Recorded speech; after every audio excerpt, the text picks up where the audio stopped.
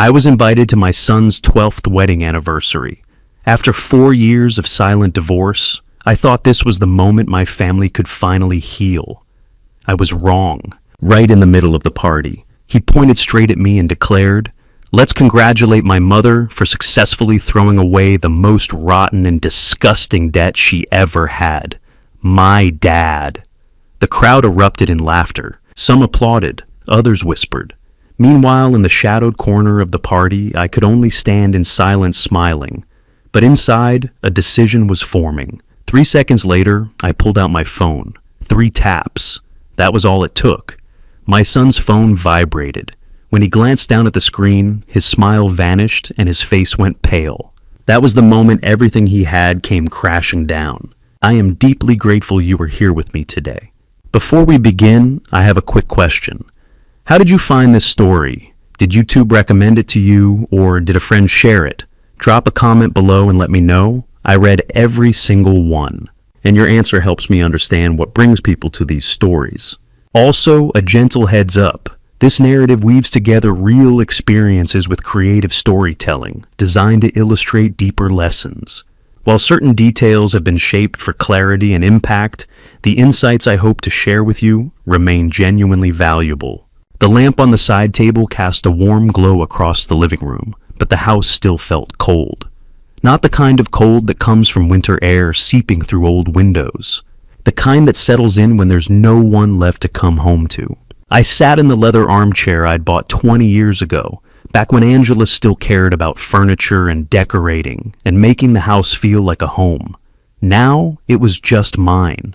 The chair, the lamp, the silence. My name is Thomas Blackwood. I'm 67 years old. For 40 years, I was an architect.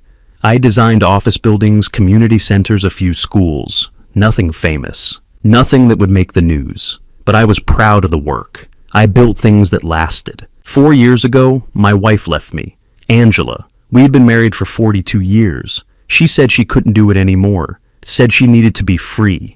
I didn't fight her. What would have been the point? You can't make someone stay when they've already left in every way that matters. 8 months later, she married Daniel Rowan. He's 48, 15 years younger than her. I heard they met at a yoga class. I don't do yoga.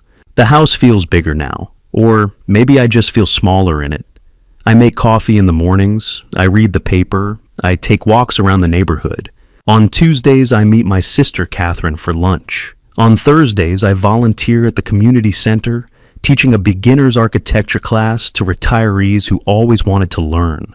It's a good life, a quiet life, but it's lonely. The loneliness isn't new. I've lived with it for 4 years. I've gotten used to waking up alone, eating dinner alone, watching the 10 o'clock news with no one to comment on it with. What I haven't gotten used to is the silence from my son. I picked up my phone. The screen was dark. The last call from Connor was 3 years ago. 3 years, 2 months, and 16 days, if I'm being precise. And I am. I've counted. I closed my eyes and let myself remember. 35 years ago, Connor was 5 years old. He came running into the house after his first day of kindergarten, his backpack bouncing on his little shoulders, his sneakers lighting up with every step. He was holding a piece of paper covered in crayon scribbles. He ran straight to me, didn't even take his shoes off. I was sitting at the kitchen table reviewing blueprints for a project downtown. He climbed onto my lap, almost knocking over my coffee, and shoved the paper in my face.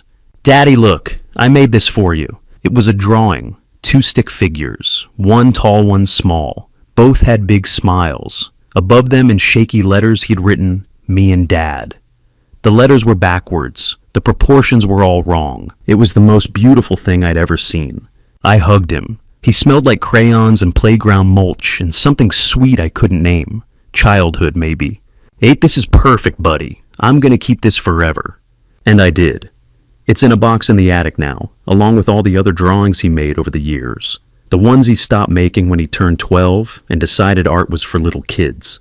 The memories rolled through my mind like a film reel. Connor at 10 learning to play basketball in the driveway. I taught him how to dribble, how to shoot. We'd play until it got too dark to see the hoop. Connor at 15 sitting beside me in the car as I taught him to drive. He was so nervous he stalled the engine 3 times before we even left the driveway.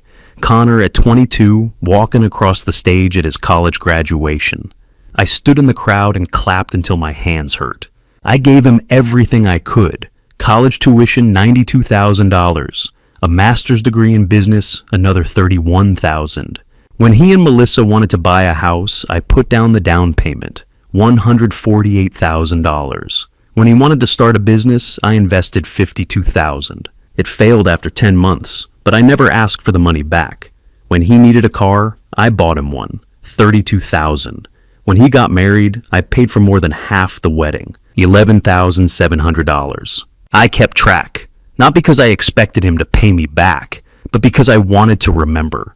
I wanted to know when I looked back that I'd done everything I could. Over the course of 38 years, I gave Connor more than $500,000, $570,000 if you're counting. I thought that was what love meant, giving everything, sacrificing everything, making sure your child had every opportunity you never had. But somewhere along the way, I became the villain in my own son's story. I opened my eyes. The living room came back into focus. The lamp, the empty couch across from me, the silence. The divorce changed everything. Angela didn't just leave me. She took Connor with her, not physically. He was 36 by then, married with 2 kids of his own. But emotionally, he went with her. At first, I thought it was just awkwardness. Divorce is hard on everyone. I figured he needed time to adjust. But then the calls stopped. The invitations stopped. Logan's birthday came and went. I sent a gift. Connor sent it back. I tried calling. He didn't answer. I tried texting. He didn't respond. I asked Catherine if she'd heard from him. She said he was fine, just busy. But I could hear the hesitation in her voice. 3 years. 3 years of silence, 3 years of wondering what I'd done wrong, 3 years of replaying every conversation, every argument, every moment, trying to figure out where I lost him. Angela had remarried. Connor had chosen her side. And I was left here in this house with a drawer full of unanswered texts and a phone that never rang. I didn't understand. Connor used to call me every Sunday. We'd talk about work, about the kids, about nothing in particular. And then one day he just stopped. I told myself it was temporary, that he'd come around, that whatever anger or resentment he was holding on to would fade with time. But it didn't. Over the past 3 years, Connor had changed. I didn't know why. I didn't know what Angela or Daniel or anyone else had said to him. I just knew that the son I'd raised, the boy who used to draw me pictures and play basketball in the driveway, was gone. And in his place was someone who looked at me like I was a stranger. Or worse, like I was the enemy. I thought I'd lost him for good. And then one day, an envelope arrived in the mail. I picked it up off the kitchen counter. Cream-colored paper. Expensive. Formal. The kind of envelope you use for weddings or important announcements.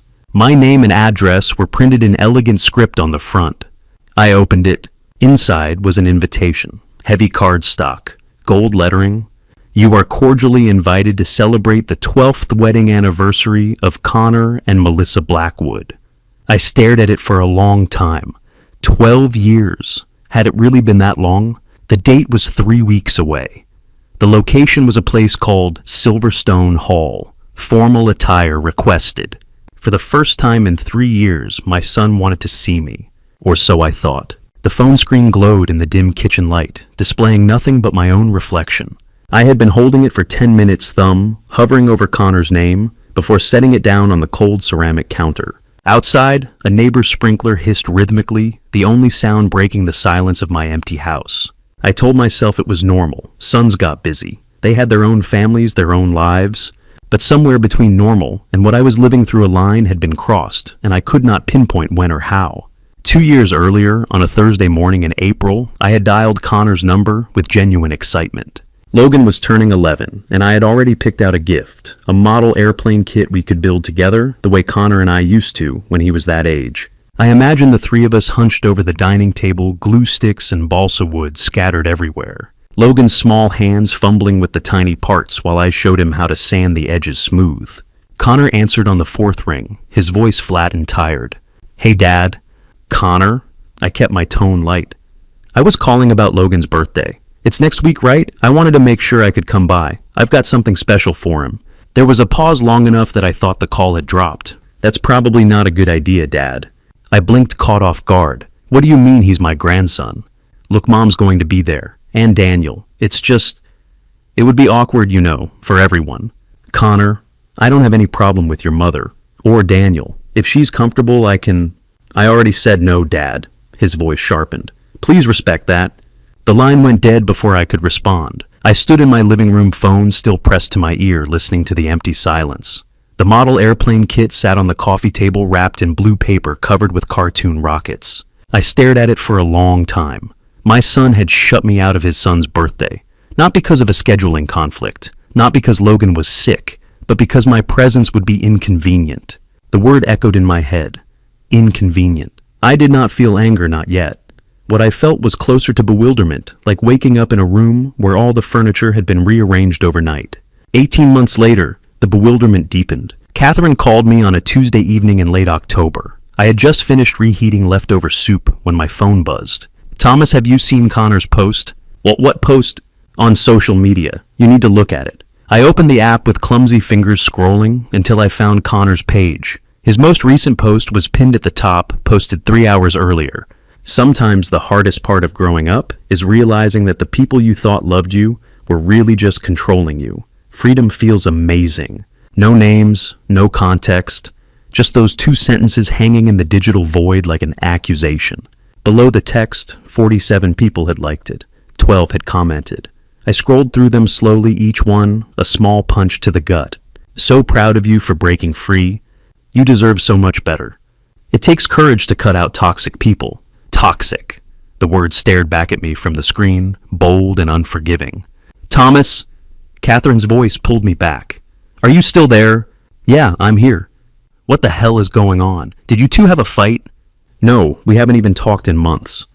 Then why is he posting this? I set the phone down, putting it on speaker, so I could press my palms against the cool granite. I don't know, Catherine. I really don't know. Controlling. The word rolled around in my mind like a marble in an empty jar. Had I been controlling? I thought back to the years of Connor's childhood, the baseball practices I drove him to, the college applications we filled out together, the late-night talks when he struggled with choosing a career path.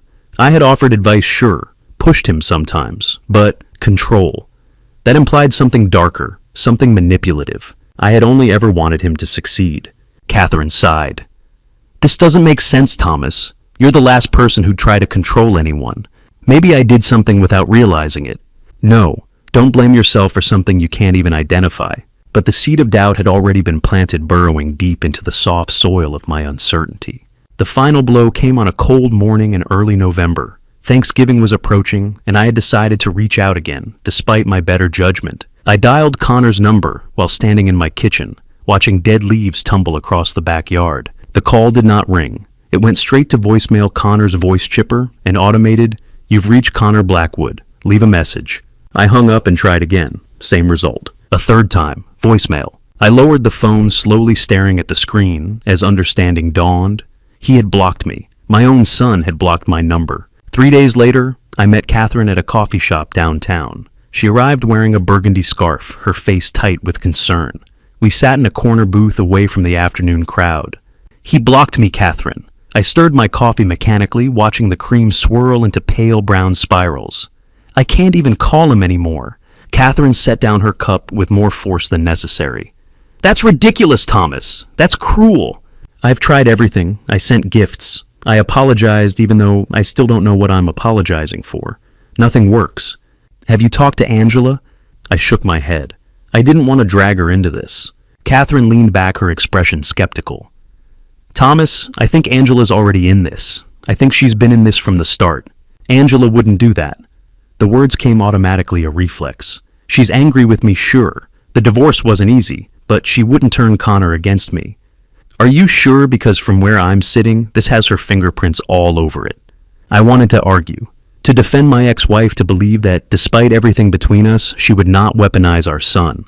But doubt crept in like fog through a cracked window. Connor's words echoed back. Mom said it would be awkward.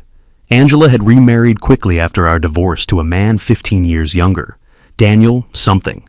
I had never met him. Catherine leaned forward, her eyes searching mine. Thomas, let me look into this. I'll talk to some people, see what's really going on. I don't want to cause trouble. You're not causing anything. Someone else already did. She reached across the table and gripped my hand. Let me help you, please. I wanted to say no. I wanted to believe that Connor would come around on his own, that this was just a phase that time would smooth over. But deep down in the place where instinct lives, I knew something was wrong. Something bigger than a son drifting away from his father. Something deliberate. Okay, I said finally, but be careful. Catherine squeezed my hand once before letting go.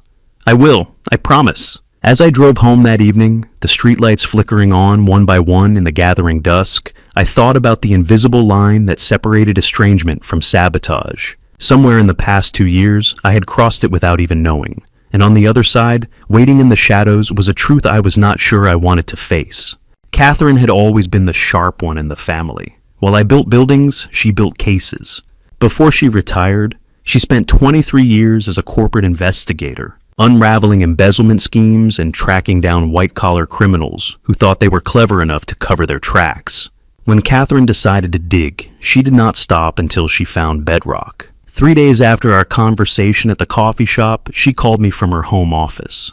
The room was small, tucked into the second floor of her Victorian house on Oak Street, lined with filing cabinets and framed certificates from her years in the field. Through the window behind her desk, bare tree branches scraped against the glass in the December wind. She had her laptop open, 3 browser tabs glowing on the screen, and a yellow legal pad covered in her tight, precise handwriting.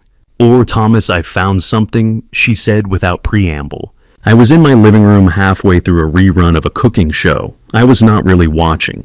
I muted the television and sat up straighter. "What is it?" "Connor's in debt. Serious debt." The words hung in the air between us, heavy and strange. Connor had always been good with money, or at least I thought he had been. He worked for a reputable firm, lived in a nice neighborhood, drove a decent car. Nothing flashy, but nothing that suggested financial trouble either. "How much?" I asked. $245,000. I felt the air leave my lungs. What? Credit cards, personal loans, and a failed startup investment he made about 18 months ago.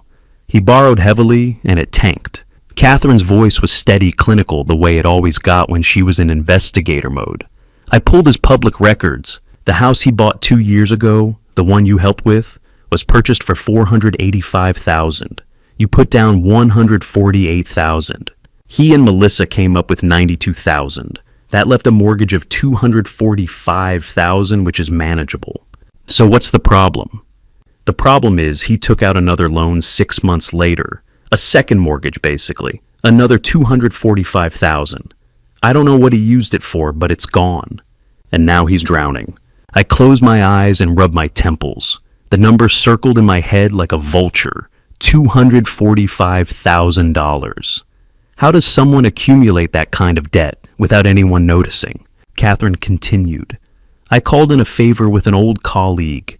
Gary Morrison, remember him? He did some private investigation work for me back in the day.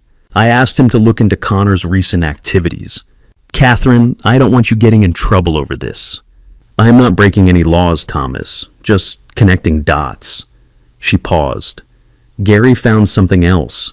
Connor's been meeting with Angela and Daniel every week, Fletcher's Bistro downtown. Same table, same time, Tuesdays at 7. They've been doing this for 6 months. I stood up and walked to the window, staring out at the darkening street. A dog walker passed under the glow of a street lamp, tugging a golden retriever along the icy sidewalk. Maybe they're just having dinner. I said, though, even as I spoke, I knew how weak it sounded. For 3 hours every single week. And Thomas, you're not invited. Ava's not invited. It's just Connor, Angela, and Daniel. Gary watched them last Tuesday. He said it looked less like a family dinner and more like a strategy session. I did not respond. I could not. Catherine's voice softened. Thomas, I think Angela's rewriting history, making you the villain, and Connor's buying it. The betrayal hit me then, not sharp and sudden like a knife, but slow and spreading like ink soaking into paper. Angela, the woman I had loved for 42 years. The woman I had fought beside during sleepless nights when Connor was colicky as a baby. The woman who had stood beside me at my father's funeral and held my hand while I cried. She was turning our son against me. Or maybe she already had. A week later, Catherine and I met at a diner near the edge of town. The place was nearly empty, just a handful of truckers nursing coffee at the counter, and a tired waitress refilling the sugar dispensers. We sat in a booth by the window, the vinyl seats cracked and patched with duct tape. Catherine slid a manila folder across the table. "Read this." Inside were printouts, bank statements, credit reports, transaction histories. I scanned them slowly each line, adding another layer to the picture Catherine was painting. Connor's debt was laid out in brutal detail, maxed out credit cards, personal loans, with predatory interest rates, a failed tech investment that had swallowed $70,000 in a single quarter. "He's desperate," Catherine said quietly, "and desperate people do desperate things." I looked up at her. "What are you saying?" "I'm saying I think he's coming after your trust fund." The words landed like a punch. The trust fund. $500,000 I had set aside for Connor years ago, back when I still believed we would grow old together as a family. The plan had always been to transfer it to him when he turned 45, or sooner, if he truly needed it. It was still in my name legally mine to control. "Catherine, that's exactly what Angela would want," she interrupted. "Think about it, Thomas. If Connor can prove you're an unfit father, or better yet, if he can get you declared incompetent, he can take control of that money now, not in 5 years, now." I shook my head. Connor wouldn't do that. Connor might not, but Angela would. And Daniel's in debt too. I checked. He owes $90,000 on a car loan and another $60,000 in credit card debt. They need money, Thomas. And you're sitting on $500,000 that legally belongs to you, but emotionally belongs to Connor. I stared down at the folder, at the cold, hard numbers that told a story I did not want to believe. My son manipulated and coached. My ex-wife orchestrating a scheme to strip me of my savings. My trust weaponized. Catherine reached across the table and gripped my wrist. "There's one more thing. Connor's boss. A man named Preston Montgomery. I'm looking into him too. There's something off about that connection, but I haven't figured it out yet." I nodded slowly, too numb to ask more questions. That night, I drove home through streets slick with December rain. The wipers scraped rhythmically across the windshield, clearing away water only to have it flood back seconds later. Catherine's words echoed in my head over and over like a song I could not turn off. Angela's rewriting history, making you the villain. I wanted to believe she was wrong. I wanted to believe there was some other explanation, some misunderstanding that could be cleared up with a single honest conversation. But deep in the hollow space where my certainty used to live, I knew better. Something terrible was coming. I could feel it the way sailors feel, a storm gathering on the horizon, the air pressure dropping the light, turning strange and yellow. 3 weeks later, the invitation arrived. The envelope arrived on a Tuesday morning in late February, tucked between a grocery store flyer and a utility bill, cream-colored paper, heavier than ordinary stationery. My name was written across the front in elegant script. I carried it inside and set it on the kitchen counter, staring at it before I reached for the letter opener. The paper tore cleanly, and I slid out the card inside. Embossed gold lettering, formal borders. "You are cordially invited to celebrate the 12th wedding anniversary of Connor and Melissa Blackwood. Saturday, March 23rd, 6 o'clock in the evening, Silverstone Hall, formal attire." My hands trembled as I read it again. 3 years of silence, and now this, an invitation. A gesture that seemed to say, "Come back. You are wanted here." Or, at least that was what I wanted it to mean. I picked up my phone and dialed Ava. She answered on the second ring. "Hey Dad, everything okay? I got an invitation from Connor to his anniversary party." There was a pause. "Wait, seriously, Dad? That's amazing. Right. I don't know. Catherine thinks it's a trap." Ava sighed. "Aunt Catherine thinks everything is a trap. She's been suspicious of people since she was 10. She has her reasons," I said quietly. "I know, but Dad, maybe Connor just wants to reconnect. You've been trying for 3 years. If he's finally making an effort, Shouldn't you at least see what happens? I pressed my palm against the cool glass of the window. What if it goes badly? Then at least you tried. You can't spend the rest of your life wondering what might have been. She was right, of course. Ava was always right about these things. I think I'm going to go, I said. Good, and Dad, be yourself. That's all you can do. After we hung up, I sat at the kitchen table and reread the invitation. Then I folded it carefully and tucked it into my wallet, where I would carry it for the next 3 weeks like a talisman. The following Saturday, I drove downtown to a jewelry store I had passed 100 times, but never entered.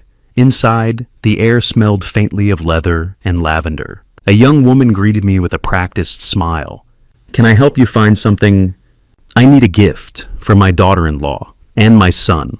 She led me to a glass case near the back. I looked at bracelets, pendants, earrings, each piece more expensive than the last. Finally, I pointed to a pair of diamond studs, small but brilliant. Those, and I need something for my son too, a watch. She showed me several options. I chose an Omega with a steel band and a navy blue face. At the register, I handed over my credit card and tried not to wince at the total. $4,200 for the earrings, $7,500 for the watch, $11,700. The woman wrapped each item carefully in silver paper and tied them with white ribbon. You're very generous. They're lucky to have you.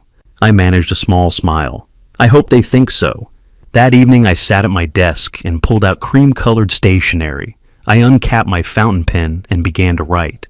Dear Connor and Melissa, congratulations on 12 years of marriage. I am so proud of the life you have built together.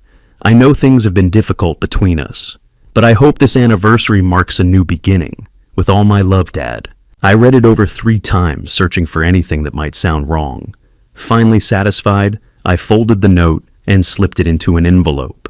The next day, I went to a tailor shop on 5th Street. The place was run by an older man named Frank, who had hemmed my pants for the past 15 years. What can I do for you, Thomas? I need a new suit, something formal, charcoal gray, I think. Frank took my measurements and showed me fabric samples. As he marked the cuffs with chalk, he glanced up. A special occasion. My son's anniversary party. Ah, he's lucky to have a father who cares this much. I did not respond. I was not sure luck had anything to do with it. A week before the party, Catherine showed up at my door unannounced. She was carrying a leather folder, the kind she used to bring to depositions. I let her in and poured us both coffee, though I already knew whatever she had come to say would not be good. Thomas, I found something, she said, setting the folder on the kitchen table. About the guest list. I sat down across from her. What about it? She opened the folder and pulled out a printout. A list of names, addresses, RSVPs. I scanned it quickly, recognizing a few Melissa's parents, some of Connor's co-workers, mutual friends from years ago. And then, near the bottom, a name that made my stomach drop. Preston Montgomery. He's going to be there, I asked, my voice tight. Catherine nodded. He's Connor's boss. And Thomas, do you remember what happened 25 years ago? I did. Of course I did. It was not the kind of thing you forgot. In 1999, I had been called to testify in a civil lawsuit against Preston Montgomery, a dispute over construction contracts, allegations of fraud, and falsified permits. I had been brought in as an expert witness, and my testimony had been damning. Preston lost the case. He lost $1.2 million in penalties and damages. And outside the courthouse, as I walked to my car, he had grabbed my arm and leaned in close. You'll regret this, Blackwood. I promise you that. I had brushed it off at the time. Men said things in anger. But now sitting in my kitchen with Catherine's folder spread out in front of me, I wondered if I had been wrong. He hired Connor 2 years ago, Catherine said. Don't you find that suspicious? I don't know. Maybe it's just a coincidence. You don't believe in coincidences. Neither do I. I rubbed my eyes, exhaustion settling into my bones. Catherine, I've waited 3 years for this. I can't let Preston Montgomery stop me from seeing my son. Then I'm coming with you. You weren't invited. I don't care. I'll sit in the parking lot if I have to. But I'm not letting you walk in there alone. I wanted to argue, to tell her I could handle it myself. But the worry in her eyes stopped me. All right, but stay out of sight unless I need you. Deal. The night before the party, I laid everything out on my bed. The new suit pressed and hanging. The silver-wrapped boxes, ribbons still perfectly tied. The envelope with the note inside.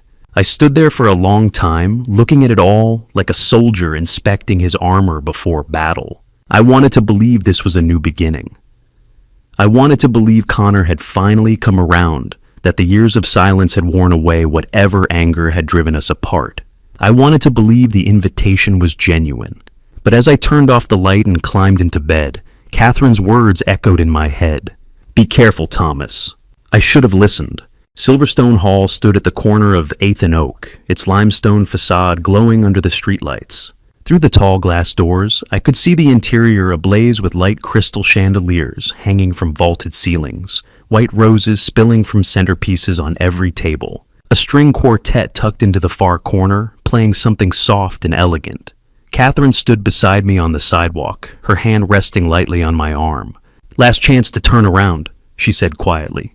I shook my head. I came this far. We climbed the steps together and pushed through the doors into a world that felt like it belonged to someone else. The air was warm and perfumed laughter and conversation rising and falling in waves. 65 guests in formal attire, champagne flutes glittering in their hands, mingling beneath the chandeliers, like characters in a movie I had not been invited to watch. At the entrance, a young woman in a black dress stood behind a podium, a guest list spread out before her. She looked up as I approached, her smile professional and bright. "That name, please?" "Thomas Blackwood." She scanned the list, her finger tracing down the rows of names. "Ah, yes, table 12. I glanced at the seating chart posted on an easel beside her. Table 12 was tucked into the far corner of the room, just past the swinging kitchen doors. The farthest table from the head table. The farthest table from anywhere that mattered. Catherine leaned in close. "Table 12, Thomas, this is—" "It's fine," I said, though my voice sounded hollow, even to my own ears. "At least I'm here."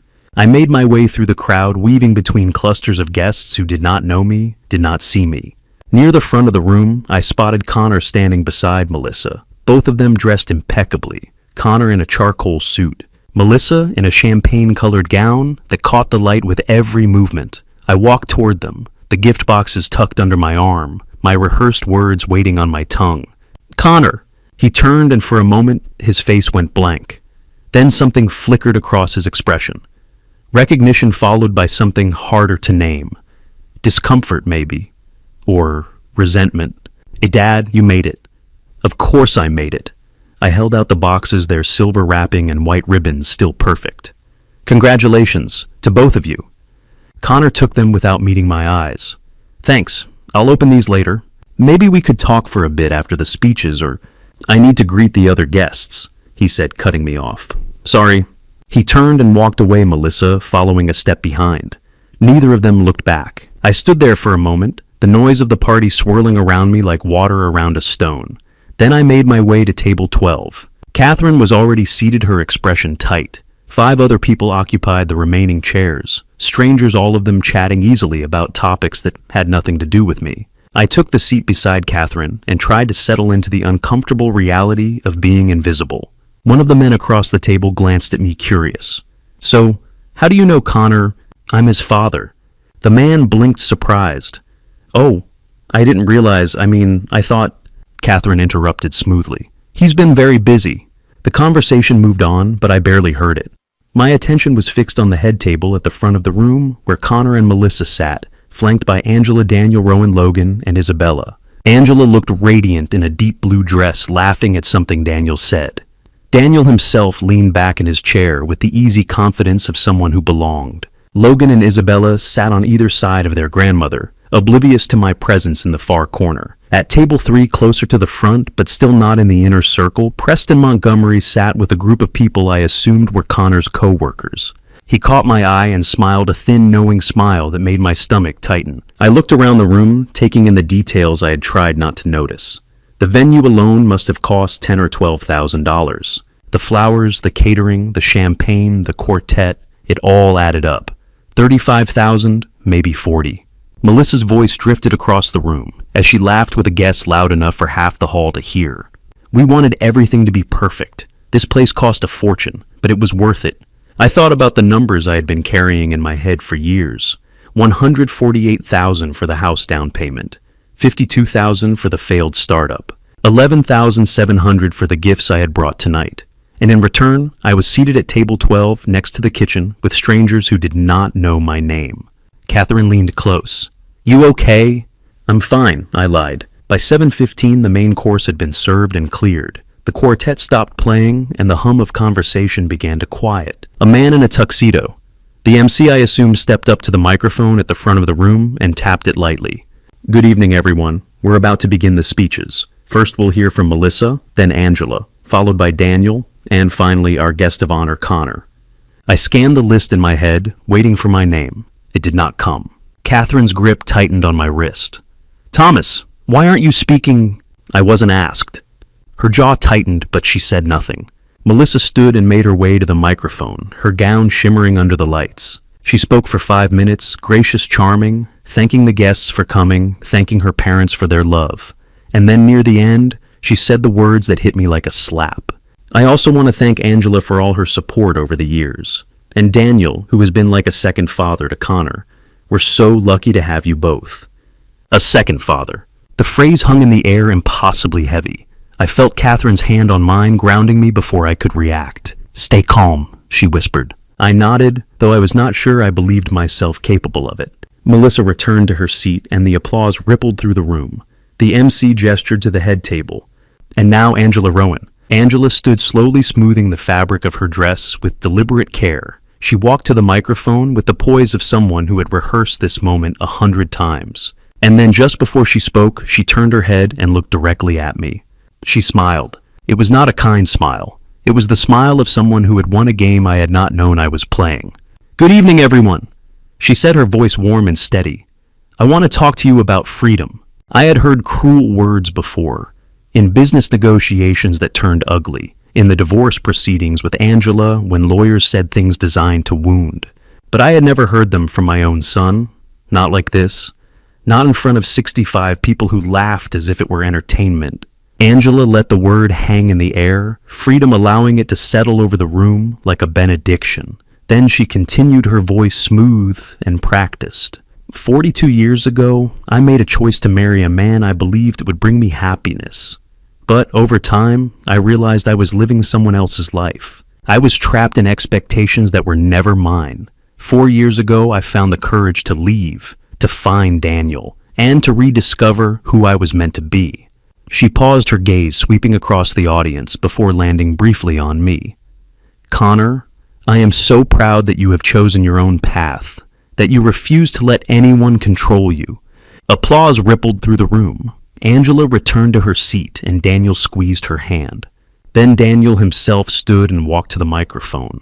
He was younger than me, by nearly 20 years, his hair still dark, his posture straight and confident. He spoke with the ease of someone who had never questioned his place in the world. "Connor, you're like a son to me. Over these past 4 years, I've watched you grow into the man you were always meant to be. I've seen you break free from unfair expectations." He did not say my name. He did not have to. "And I'm honored to be part of your life." More applause, more smiles. At table 3, Preston Montgomery rose halfway from his seat, lifting his champagne glass high. "Connor, you're the best employee I've ever had. Here's to your future."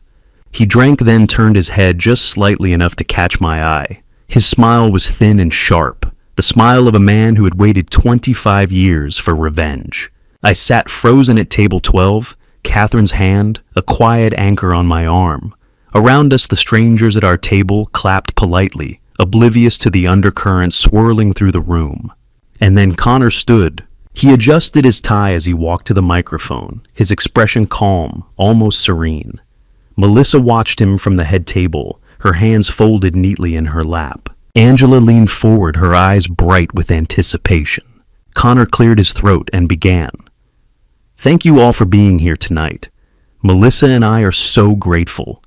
And I want to thank my mother, who has always supported me even when it was hard, who taught me that it's okay to walk away from people who hurt you."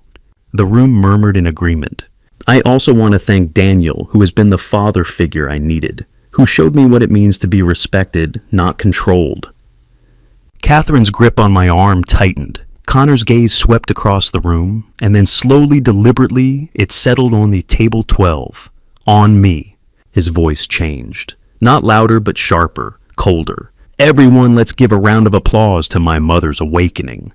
Congratulations to the woman who successfully kicked out the most rotten and disgusting debt she ever had. The man standing right here, the man I once had to call father.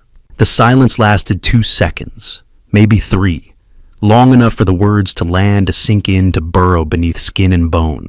Then someone laughed. A nervous, uncertain sound at first. But it spread rippling through Connor's friends, through Angela's circle, through the guests who did not know me, and saw only a punchline in formal wear. Preston Montgomery clapped loudly, his hands echoing across the hall. Angela smiled, her expression triumphant. Daniel raised his glass again.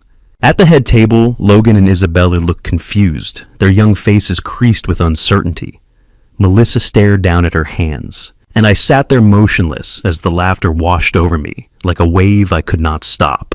It was not pain I felt, not the sharp, sudden sting of a slap.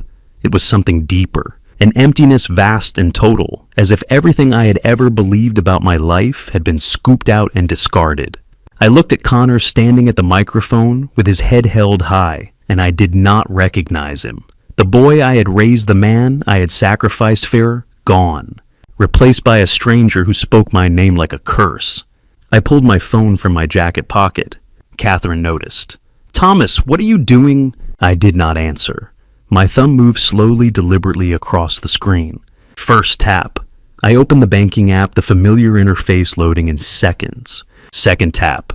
I selected the trust fund account.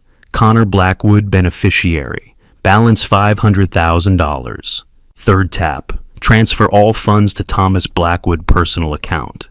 The confirmation screen appeared. I pressed accept. A notification blinked at the top of the screen. Transfer successful. $500,000 moved to Thomas Blackwood personal account.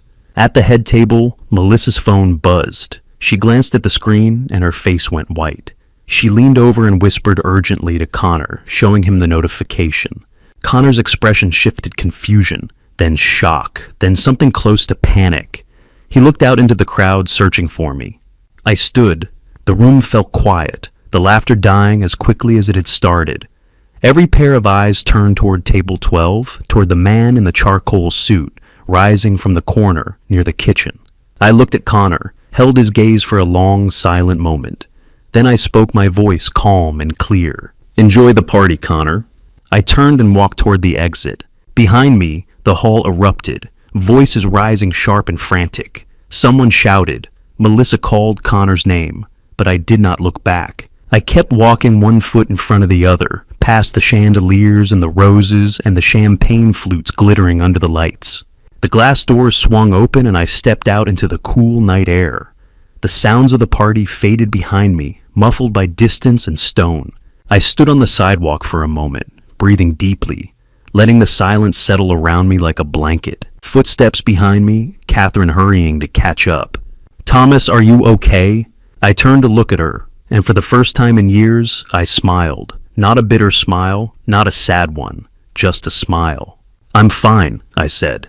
For the first time in a long time, I'm actually fine. The streetlights slid past in a steady rhythm as I drove home, Catherine silent in the passenger seat. The city looked different somehow, softer around the edges, as if the world had adjusted its focus while I was not looking.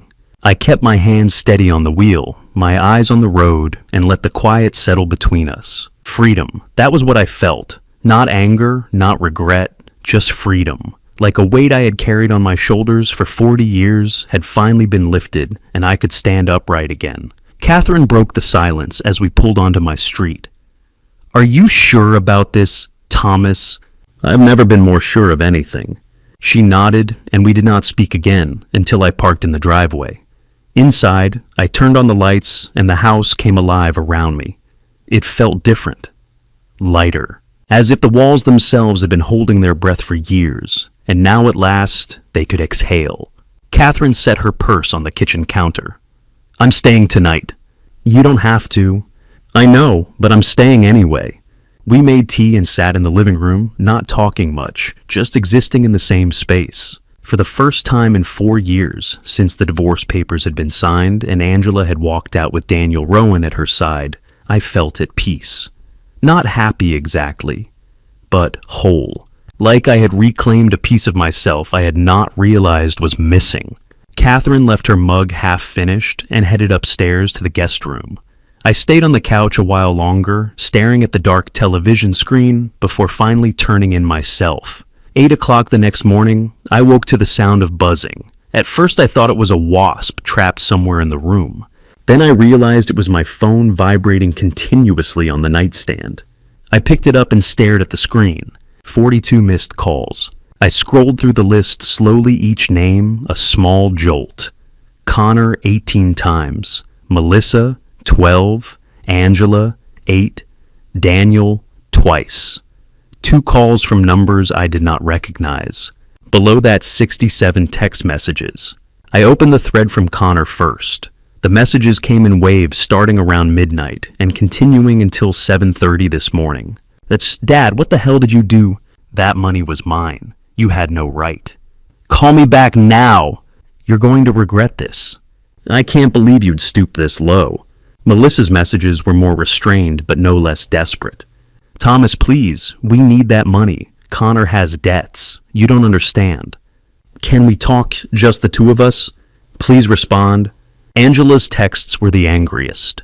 "You selfish bastard. That money was for your son's future. All you've ever cared about is control. Grow up, Thomas." I set the phone down and went downstairs. Catherine was already in the kitchen, coffee brewing, the smell rich and grounding. She looked up when I entered. "How bad is it?" 42 calls, 67 messages. She winced. "Are you going to respond?" "No." She studied me for a moment, then nodded. "Good." My phone rang again. This time it was Ava. I answered. "Hey, Dad, what happened?" I told her. All of it. The party, the speeches, Connor's words, the 3 taps that transferred $500,000 back into my name. Ava was quiet for a long time. Then she said, "He really said that in front of everyone?" "Yes." "Dad, I'm so sorry." "Don't be, I'm not." "Are you sure? Because if you need me to come home, I can get a flight tonight." "I'm sure, sweetheart, but thank you." After we hung up, Catherine poured me a cup of coffee and we sat at the kitchen table. Outside, the morning sun spilled across the lawn, bright and unforgiving. It felt like the start of something. Not an ending, a beginning. 4 days later, on March 27th, a courier arrived at my door with a manila envelope. I signed for it and carried it inside, already knowing what it was. I opened it slowly, unfolding the legal documents with careful hands. Connor Blackwood, plaintiff versus Thomas Blackwood, defendant. The lawsuit was 23 pages long. I skimmed the opening paragraphs, the legal jargon dense and formal, before landing on the key sections. Claim for relief, $500,000 in unlawfully appropriated assets, $100,000 in compensatory damages for emotional distress and reputational harm. Total $600,000. The allegations were laid out in cold clinical language: unlawful appropriation of assets, breach of fiduciary duty, intentional infliction of emotional distress. I read it twice, then set it on the table. Catherine arrived an hour later. I handed her the documents without a word. She read them standing in the kitchen, her expression hardening with each page. $600,000, she said finally. "He's not asking for the trust fund back. He's asking for more." I noticed. "Thomas, you need a lawyer, a good one." "I know. I have someone in mind, Douglas Freeman. He's the best litigation attorney in the state. Retired from corporate law a few years ago, but he still takes cases that interest him." "Will this interest him?" Catherine smiled grimly. "Oh, I think so." That evening, my phone buzzed with an email. The subject line read, "From Connor." I opened it. "Dad, you were never really a father. You were just a wallet, a checkbook I could tap whenever I needed something. And now that I don't need you anymore, you pull this stunt. You've shown your true colors: cold, controlling, petty. I hope you're happy with yourself.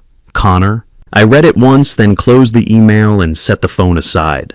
Catherine was watching me from the doorway. What did he say? Nothing I didn't already know. A week after the party, I sat in the office of Douglas Freeman. The space was understated but expensive dark wood furniture, floor-to-ceiling bookshelves, a single-frame diploma from Harvard Law on the wall. Freeman himself was in his early 60s, silver-haired with sharp blue eyes that seemed to take in everything at once.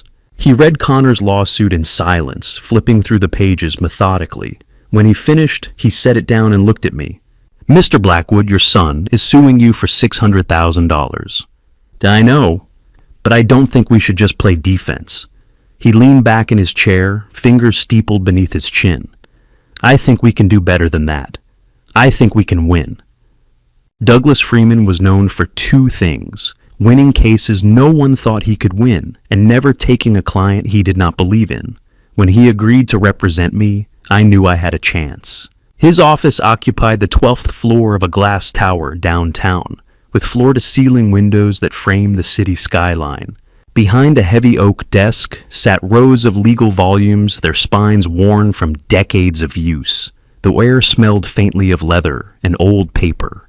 Douglas himself, 62 years old, with silver hair, wire-rimmed glasses, and a sharp gaze, sat across from me, with his hands folded on the desk, listening intently to every word I said. Catherine sat beside me with her notebook open. She had made the introduction a week earlier, after Connor filed his lawsuit demanding $600,000. Now, 1 week after the devastating party, we were here to fight back with everything we had. Douglas tapped the lawsuit papers in front of him and asked me to tell him exactly what happened. I took a deep breath and began recounting the entire story, starting with the divorce 4 years ago, when Angela left with Daniel Rowan, a man 15 years her junior, and Connor cut all contact with me. I described 3 years of painful silence, then the unexpected invitation to his 12th wedding anniversary party. I told Douglas about the humiliating seating arrangement at table 12 in the far corner by the kitchen and the speeches that followed. I recounted Angela's monologue about freedom, Daniel being called a second father, Preston Montgomery's toast, and finally Connor at the microphone standing in front of 65 witnesses, publicly destroying me with his cruel words. When I finished, Douglas remained quiet for a long moment, absorbing everything. Then he leaned forward and asked if I had any evidence of what Connor said at the party. I told him yes, that a guest had recorded it, capturing 30 seconds of video. He asked to see it immediately. I pulled out my phone and opened the file Catherine had sent me the morning after the party, then handed it across the desk. Douglas pressed play, his face completely impassive as he watched. The audio was clear, the video shaky but serviceable. He watched in silence, then set the phone down carefully. He looked at me with an intensity I had not seen before, and said quietly that this was damning evidence that, with this recording, we had proof of extreme ingratitude. I asked if we could really use this in court, hardly daring to hope. Douglas reached behind him and pulled a thick legal code from the shelf. He flipped to a marked section and turned it so I could see, telling me absolutely that what Connor did was not just morally wrong, but legally actionable. He explained that there was a legal doctrine called revocation of gifts, due to gross ingratitude recognized in most states, including ours, rooted in common law and upheld in numerous court cases. I stared at him, barely comprehending, and he continued explaining that the law stated, if you give someone a gift, whether money, property, or support, and they respond with extreme disrespect, cruelty, or harm toward you, you have the legal right to revoke those gifts or seek restitution. I protested that I had already given him the money over 40 years, but Douglas nodded knowingly and said that was where the law made important distinctions. First, the trust fund that I had established and funded remained in my name, making it what lawyers call an expectant gift, meaning Connor had an expectation of receiving it, but no vested legal right until I formally transferred ownership. Since I withdrew it before that transfer occurred, I was legally within my rights. Second, regarding the money I spent on his education, housing, and business ventures, those were completed gifts. But under the doctrine of gross ingratitude, we could argue for partial restitution, asking Connor to pay back a portion of what I gave him as a consequence of his ingratitude. I asked what exactly counted as gross ingratitude, and Douglas set the book down to meet my gaze directly. He explained that the bar was high, that it was not just rudeness or a family argument, but had to be conduct so egregious that it shocked the conscience involving public humiliation, severe disrespect, and acts that fundamentally violated the relationship between donor and recipient. He gestured toward my phone and said that publicly calling your father the most rotten and disgusting debt in front of 65 witnesses at a celebration captured on video was textbook gross ingratitude. I felt something loosen in my chest when he confirmed we had a very strong case, a weight I had carried since the party, maybe even longer, finally beginning to lift. For the first time in a week, I felt something close to hope returning to my weary soul. Douglas opened his laptop and asked me to estimate how much I had invested in Connor over the course of his life, including education, housing, and support. I had kept meticulous records and recited the numbers from memory while he typed them into a column on the screen.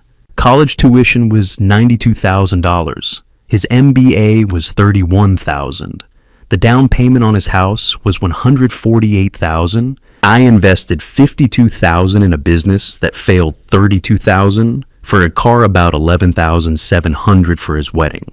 Around $26,000 helping with childcare costs for Logan and Isabella and other support over the years, including emergency loans repairs and vacations totaling maybe another $32,000. Douglas paused scrolling through the comprehensive list, then turned the screen toward me. At the bottom, in bold letters, was a single figure that took my breath away: $925,000. I stared at it in disbelief. I had known the number was substantial, but seeing it written out like that, cold and precise, made it real in a way it had never been before. Douglas added quietly that, plus the trust fund of $500,000, I had given Connor over $1 million. 3 days later, Douglas filed the counterclaim, and the papers would be served within the week. When Connor received them, he would realize something profound: I was not backing down. And for the first time in his life, I was fighting back with the law on my side. Catherine's home office had become a war room. 3 weeks after the party, the small second-floor study was covered in printouts, sticky notes, and photographs spread across every available surface. Legal documents from 1999, employment records, bank statements. A timeline she had constructed on the poster board with red string connecting names and dates like a detective in a crime thriller. She sat at her desk with her phone pressed to her ear, listening to Gary Morrison's voice crackle through the speaker. Outside the window, the April afternoon was bright and warm, but inside the air felt dense with something darker. "Catherine, I found him," Gary said. "Marcus Reed. He worked with Connor at Montgomery and Associates for about a year, left 6 months ago. He's willing to talk." Catherine, like a detective who never gave up. For 3 weeks she had been digging, interviewing, checking records. And when she called me that evening, her voice trembled, not from fear, but from fury. "Thomas," she said, "I found it. I found all of it." 2 days later, Catherine met Marcus Reed at a coffee shop downtown. The place was nearly empty in the mid-afternoon lull, just a barista wiping down the espresso machine and a college student typing on a laptop in the corner. Marcus was younger than I had expected, early 30s, with thinning hair and a nervous energy that made him fidget with his coffee cup. Catherine had asked me to come along, but I stayed in the car. She thought Marcus would be more comfortable talking to her alone, without the father of the man caught in the middle, sitting across the table. She recorded the conversation on her phone. That night she played it for me in my living room, the audio tinny but clear. "So you worked with Connor," Catherine said on the recording. "Yeah, for about a year. He was nice enough, I guess, but something was off." "Off how?" Marcus paused. "Preston Montgomery, our boss. He had this thing about Connor. He'd pull him into his office every Friday afternoon. Private meetings, just the two of them. It wasn't normal. The rest of us noticed." "What did they talk about?" "I don't know for sure. But one time I was walking past Preston's office and the door was cracked open. I heard Preston say, 'Your father took everything from me. Do you understand that everything?' Oh, and Connor just sat there listening." Catherine's voice on the recording was calm, controlled. "Did Preston ever mention Thomas Blackwood by name?" "All the time. He called him a liar, a fraud. said he destroyed Preston's career back in the 90s, testified in some lawsuit that cost Preston over $1 million. Preston said he almost went bankrupt because of it. Did Connor believe him? Marcus hesitated. I think so. Preston was good at it. He'd frame it like he was helping Connor, enlightening him about his father, telling him he deserved better. After a few months, Connor started repeating the same stuff, talking about how his dad was controlling, manipulative. It was like Preston had planted the words in his head, and they just kept growing. Did you ever hear Preston say anything explicit about wanting to hurt Thomas Blackwood? Spekor, Westfinal Nendadamestide. Once, it was after work at a company happy hour. Preston had a few drinks and he got sloppy. He looked at Connor and said, "Your father destroyed me. I'll never forgive that. But maybe you can help me, even the score." Connor just laughed like it was a joke. But I don't think Preston was joking. The recording ended. Catherine stopped the playback and looked at me. "Marcus is willing to testify," she said. "If it goes to trial, he'll go on record." I sat back on the couch, the weight of it pressing down on me like a physical thing. Preston Montgomery, a man I had barely thought about in 25 years. A man I had testified against because the evidence was clear, because the law demanded it, because it was the right thing to do. And he had spent 2 years poisoning my son against me. "Connor didn't come up with those words on his own," Catherine said quietly. "The speech at the party, calling you a debt, saying you were controlling, that wasn't Connor, that was Preston." "But Connor said them," I replied. "Connor stood at that microphone and chose to say them, in front of 65 people. Catherine nodded. "I know, and that's the part I can't figure out. How much of this is Preston's doing, and how much is Connor's choice?" 3 days later, Catherine brought me the full report. We sat at my kitchen table as she walked me through it, her notes organized into a thick folder with tabs and highlighted sections. 1999, she said, flipping to the first section. Preston Montgomery was sued by a construction firm for fraud and falsified permits. You were called as an expert witness. Your testimony was damning. The jury awarded the plaintiff $1.2 million in damages. Preston nearly went bankrupt. He lost clients. His reputation was shredded. "I remember," I said, "but I was just doing my job. I told the court what I saw." "I know, but Preston didn't see it that way. He saw you as the person who destroyed his life." She flipped to the next section. Fast forward to 2022. Preston hires Connor, bypasses the usual hiring process, brings him on directly even though there were 3 better qualified candidates. Why Connor? Because Connor is your son. Because Preston saw an opportunity. She tapped the page. Gary talked to another former employee. She said Preston used to talk about you all the time. He was obsessed. And when Connor applied for the job, Preston practically celebrated. He told the HR director, "This is perfect. I want him." Not because Connor was talented, because Connor was yours. I stared at the report, the timeline laid out in neat rows, every piece of evidence pointing to the same conclusion. Revenge. This was all about revenge. Catherine leaned forward. Thomas Connor is a victim here. Preston manipulated him, groomed him basically. Spent 2 years filling his head with lies and half-truths. By the time the party rolled around, Connor probably believed every word he said. "Maybe," I said. "But he still said them. He still chose Angela and Daniel over me. He still stood at that microphone and called me rotten."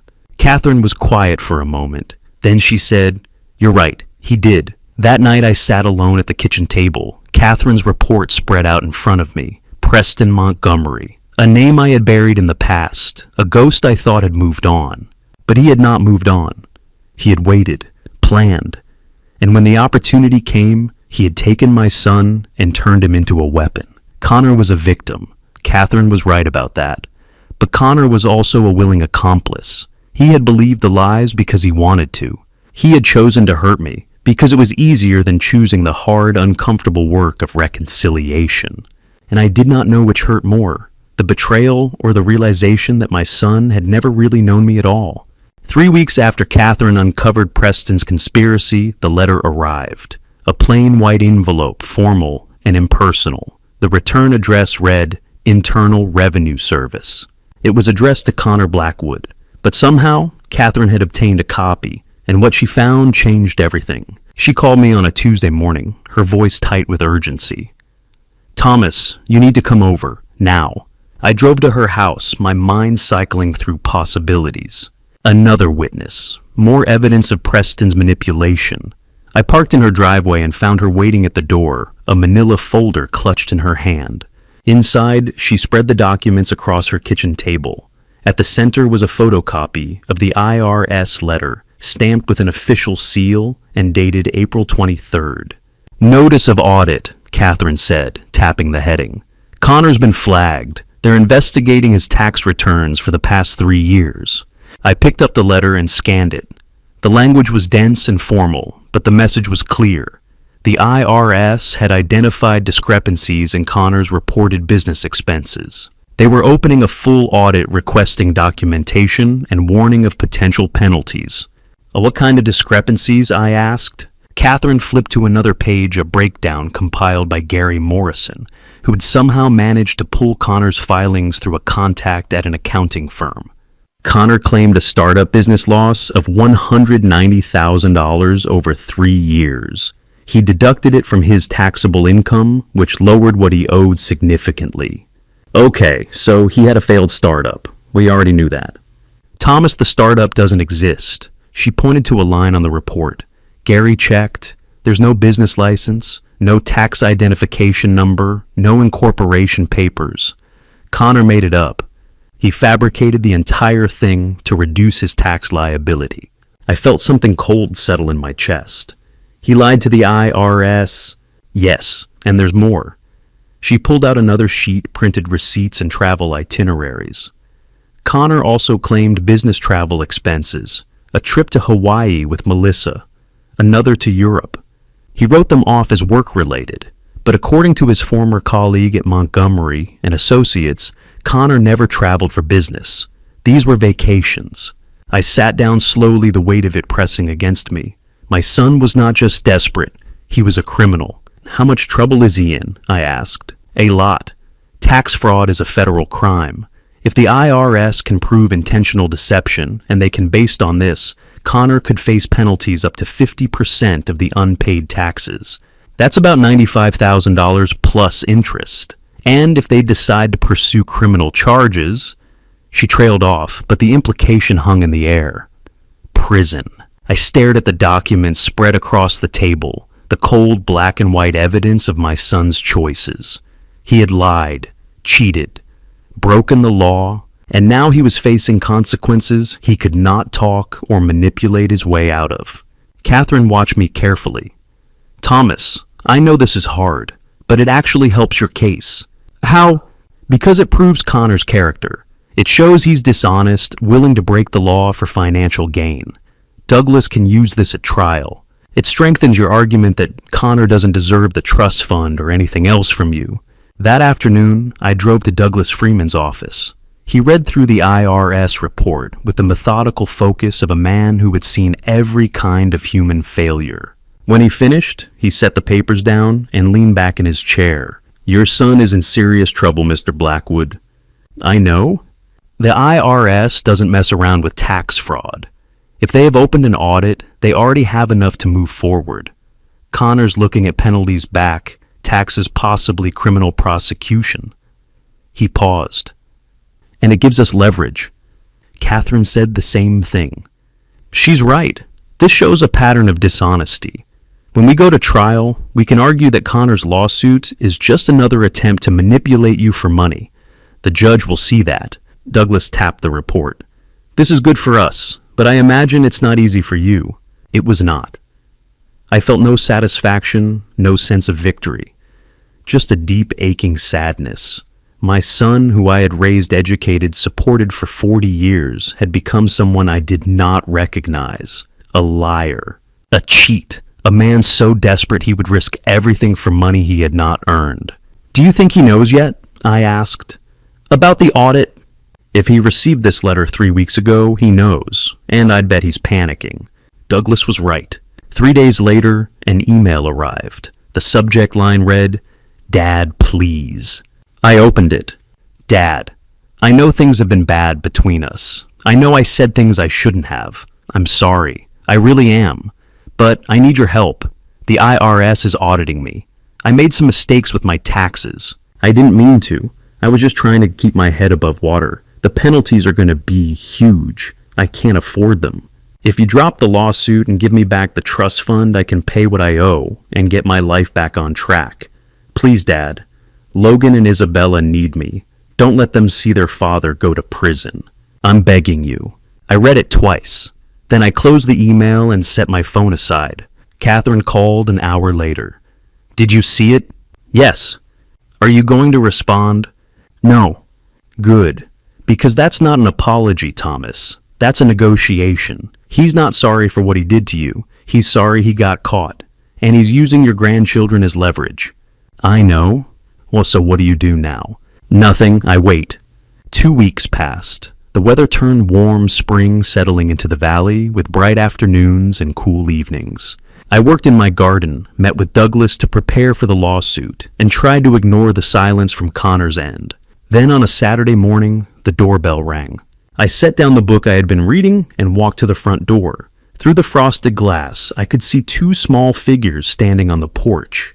I opened the door. Logan and Isabella stood there, each holding a small suitcase. Logan was 13 now, taller than I remembered his face, uncertain. Isabella was 10, her eyes red from crying. Behind them, parked in the driveway, Connor's car idled. As I watched it, backed out and drove away. Logan looked up at me, his voice small. Grandpa, I stared after the car, my chest tightening. Connor had done it. He had played his final card. He had weaponized his own children, left them on my doorstep, like a message I could not ignore. And for the first time since the party, I felt something other than resolve. I felt afraid. 6 weeks after the party, I sat in the waiting room of Dr. Evelyn Morrison's office, a clipboard balanced on my knee. Connor had filed a motion with the court requesting that I be declared legally incompetent. The petition claimed I was unstable, irrational, and incapable of managing my own financial affairs. This evaluation would determine whether his allegations had any merit. Spoiler, they did not.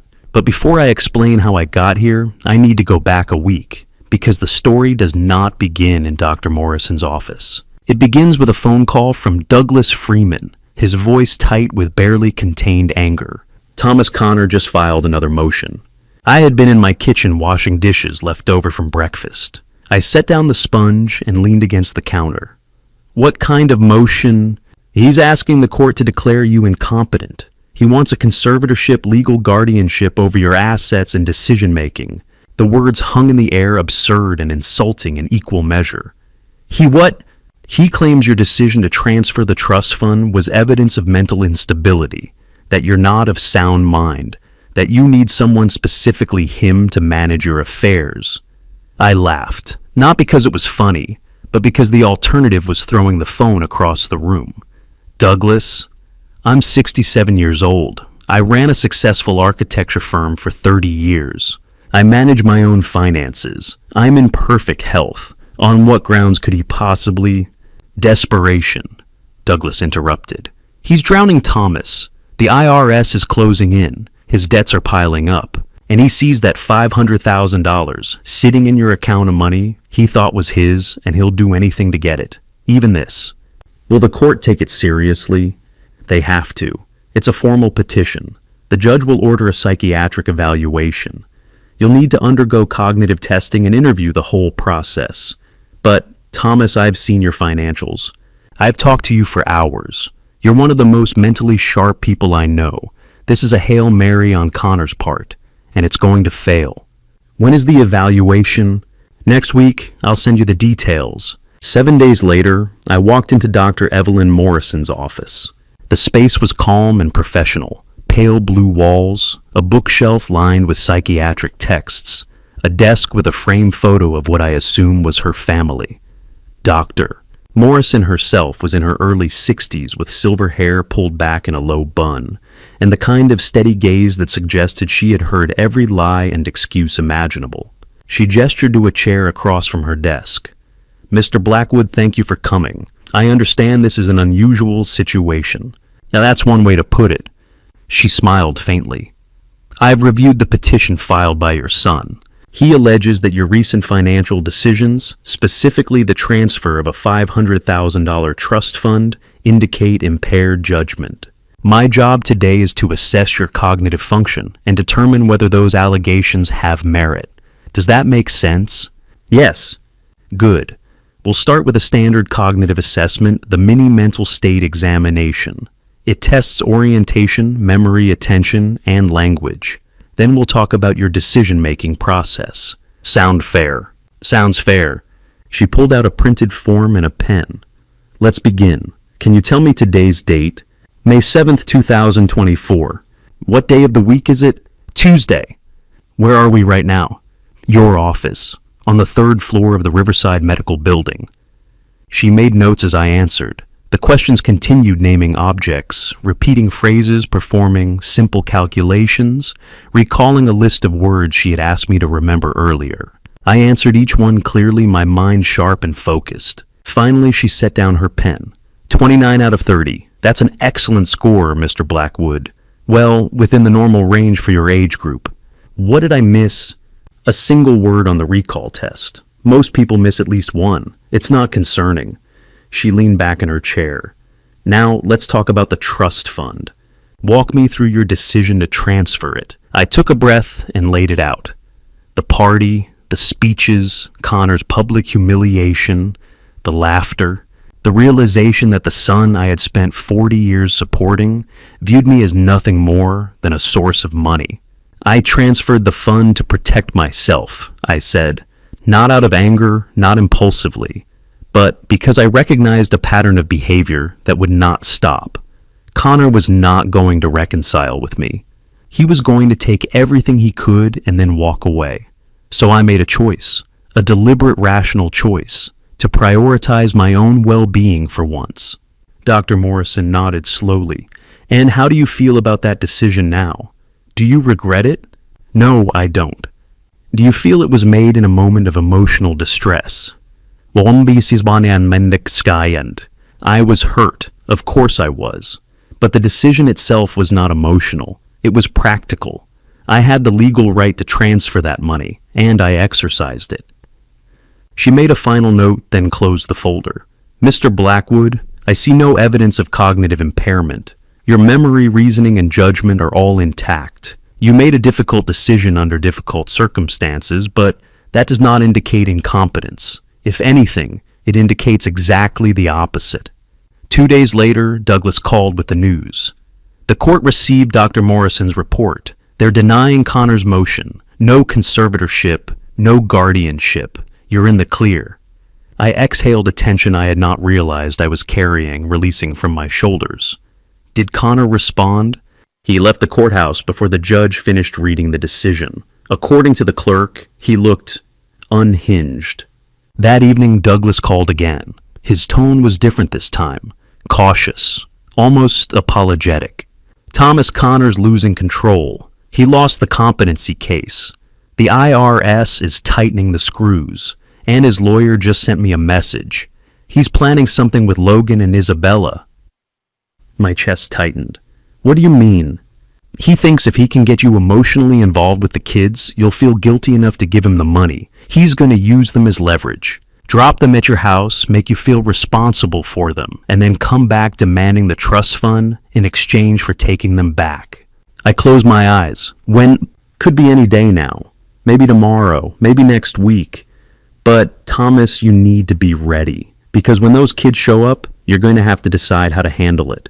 I hung up the phone and stood at the kitchen window, staring out at the quiet street. The pieces were falling into place. Connor had lost the legal battle, lost the competency challenge. And now, desperate and cornered, he was turning to the one weapon he thought I could not resist. My grandchildren. 5 weeks after the party, the doorbell rang at 7 in the morning. I was in the kitchen pouring my first cup of coffee when the sound cut through the quiet house. I set down the pot and walked to the front door, a sense of inevitability settling over me like a weight. I opened the door. Logan and Isabella stood on the porch, each holding a small suitcase. Logan was 13 now, taller than I remembered his face, carefully blank. Isabella was 10, her eyes red-rimmed and uncertain. Behind them, parked in the driveway, Connor's car idled with the engine running. I looked past the children and met Connor's gaze through the windshield. He did not get out, did not roll down the window, just sat there, hands on the wheel, watching. I knew immediately this was his next move. "Grandpa," Logan's voice was quiet, almost apologetic. I crouched down so I was eye level with Isabella. "Hey, sweetheart, what's going on?" "Dad said that we're staying with you for a while," she said, her voice trembling. He said he can't. He said things are hard right now." I looked back at the car. Connor still had not moved. Coward. "Come inside," I said, taking Isabella's suitcase. "Let's get you settled." As I led them into the house, I heard the car pull away. No goodbye. No explanation. Just the sound of tires on asphalt fading into the distance. I closed the door and set the suitcases in the hallway. Logan stood stiffly, his arms crossed, while Isabella hovered near the stairs, looking around the house as if she were visiting a stranger. "Are you too hungry?" I asked. Logan shrugged. Isabella nodded. "All right, pancakes sound good." For the first time, Isabella's face brightened. "With chocolate chips?" "If I have them, let's check." In the kitchen, I found a half-empty bag of chocolate chips in the pantry and set to work. Logan sat at the table silent, while Isabella wandered around the room, touching things: the fruit bowl, the coffee maker, a framed photo of me and Catherine from years ago. "Where's Dad going?" she asked. "I don't know, sweetheart." "Is he coming back?" "Eventually." Logan's voice cut in sharp and bitter. "He dumped us here because he's broke. That's what Mom said." I glanced at him. "Your mom said that?" "Yeah, last night. She was crying. Said Dad made bad choices, and now they can't afford to keep us." He looked down at his hands. "She said we were a burden." The words landed like stones. I turned off the stove and sat down across from Logan, leaving the pancakes half cooked on the griddle. "You are not a burden," I said firmly. "Do you hear me? You're kids. You didn't choose any of this." Logan's jaw tightened, but he did not look up. Isabella climbed into the chair beside me. "Grandpa, are you mad at Dad?" I chose my words carefully. "Your dad and I are working through some things, but that has nothing to do with you two. You're always welcome here. Always." Over the next few days, a routine emerged. I cooked meals. We watched movies in the living room. Isabella helped me in the garden, planting tomatoes and pulling weeds. Logan stayed quiet, spending most of his time in the guest room with his phone, but slowly he began to come downstairs more often. One evening, about a week after they arrived, Logan found me on the back porch. The sun was setting, painting the sky in shades of orange and pink.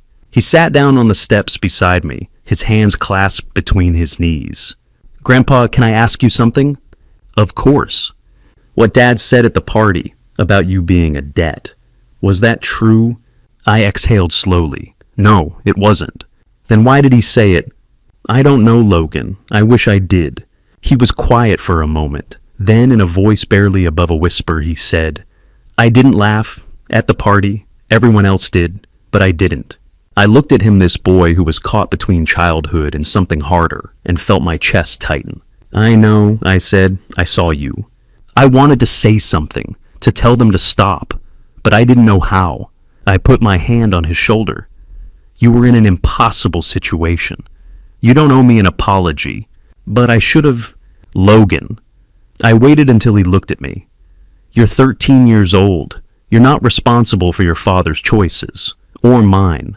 What happened at that party was between me and him, not you." He nodded, though I was not sure he believed me. That night, after the kids were asleep, I called Catherine. "How are they?" she asked. It's scared, confused. Logan's angry. Isabella's trying to hold it together. "And you?" "I'm fine. They're good kids, Catherine. They don't deserve this."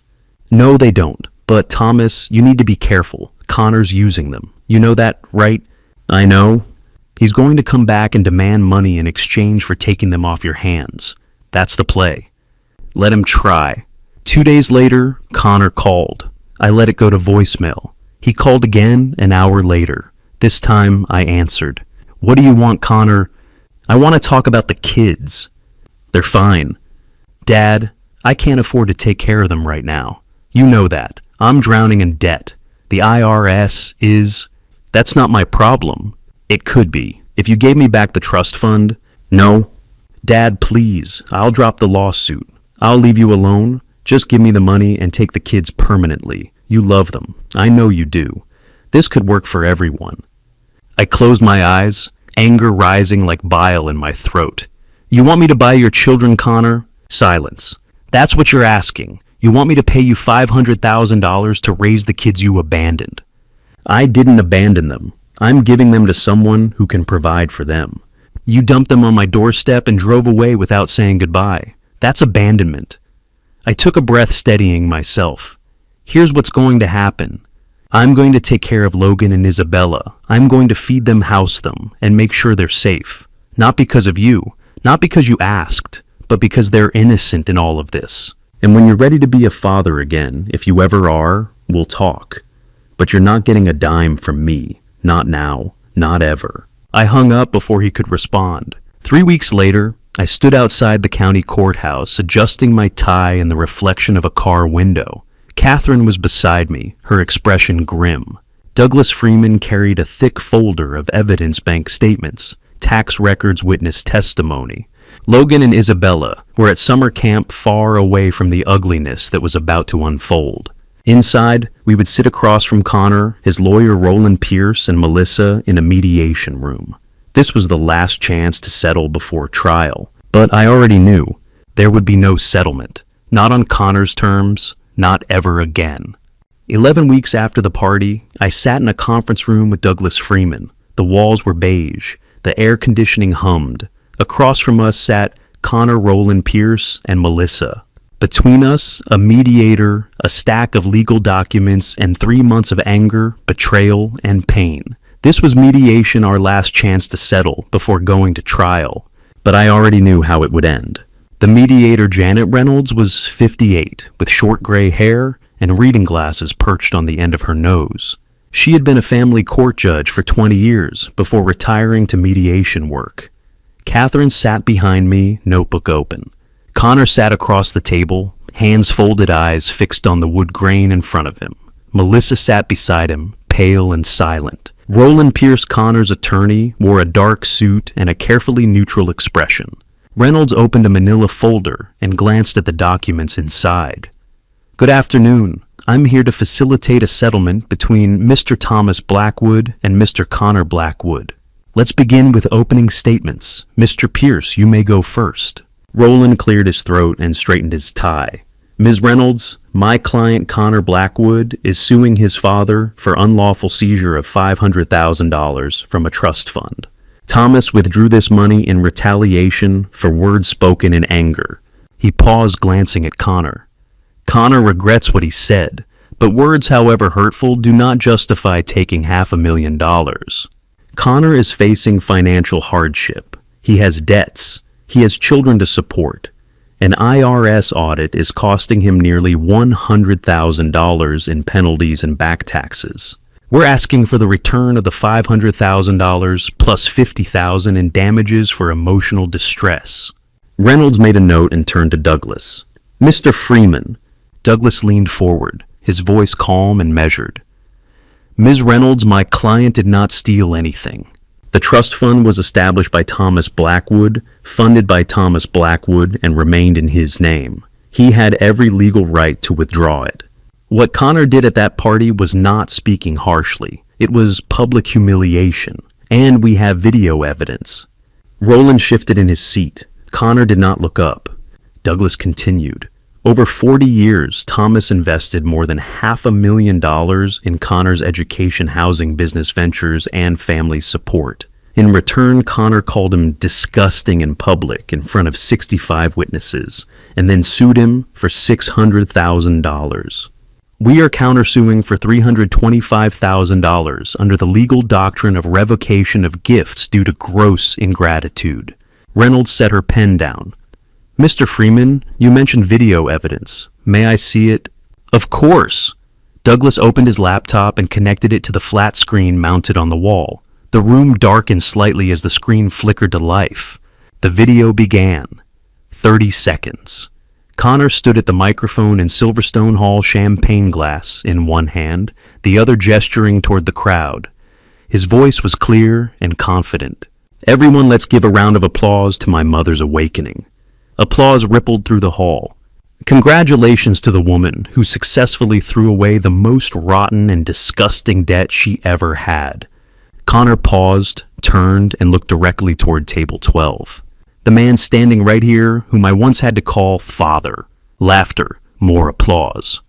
A voice in the background. Preston Montgomery shouted encouragement. The camera panned briefly to Thomas, sitting alone at table 12, his face frozen in shock, then emptying into something hollow.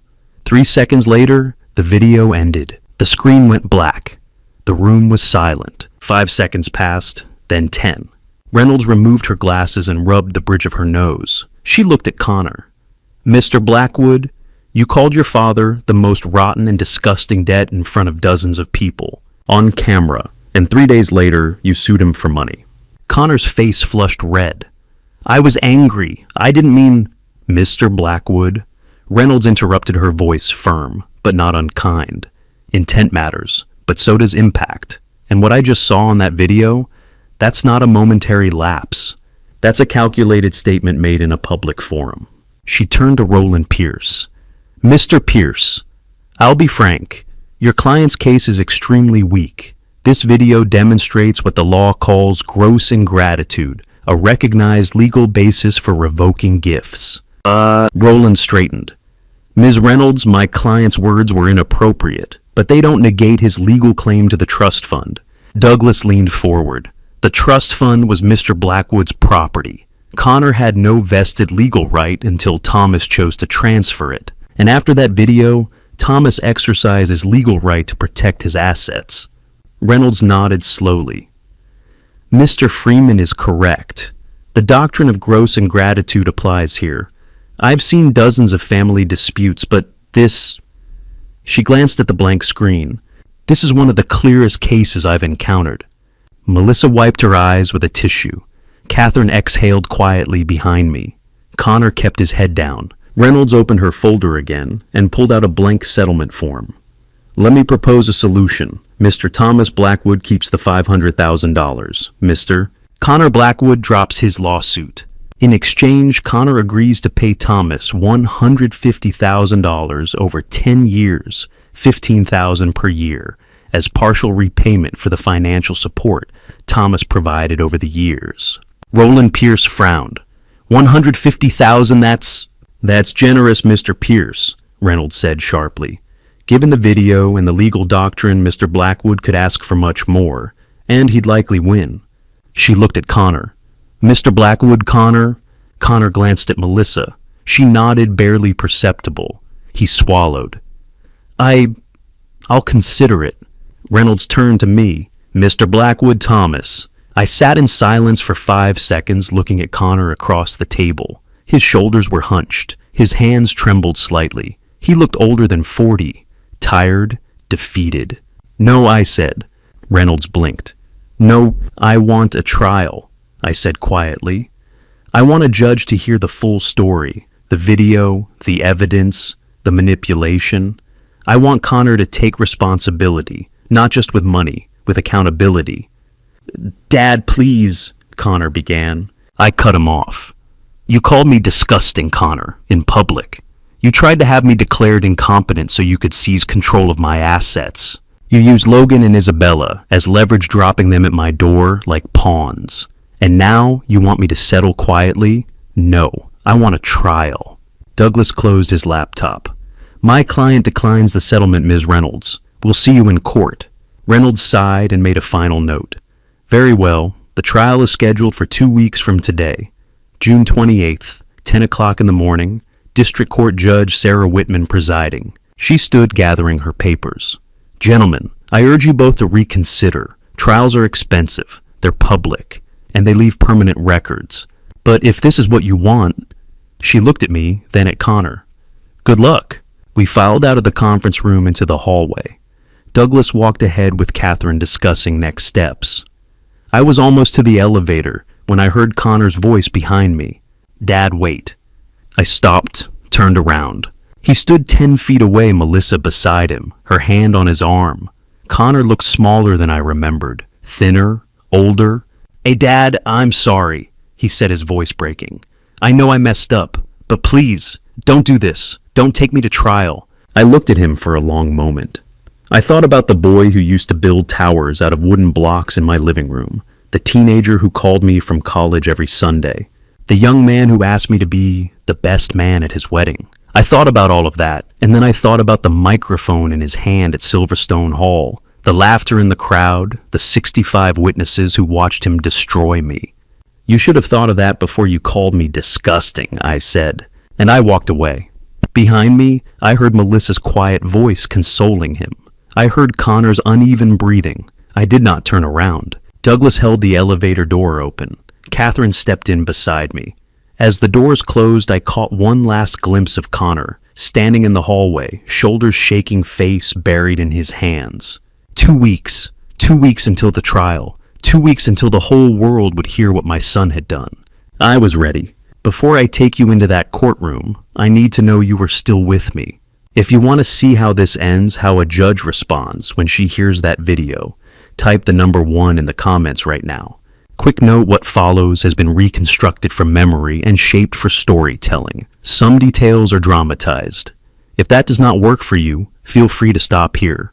But if you stay, you will see justice unfold. The courtroom felt like a theater where everyone had come to watch a tragedy unfold. Every seat was taken. Every eye was fixed forward. I sat beside Douglas Freeman, hands folded on the table. Across the aisle, Connor sat between Roland Pierce and Melissa. He would not look at me, and I realized this was how it would end, not with reconciliation, but with a verdict. Judge Sarah Whitman entered her black robe, crisp and formal. She was in her mid-50s with graying hair pulled back in a severe bun, and a reputation for being fair but unforgiving. The bailiff called out, "All rise."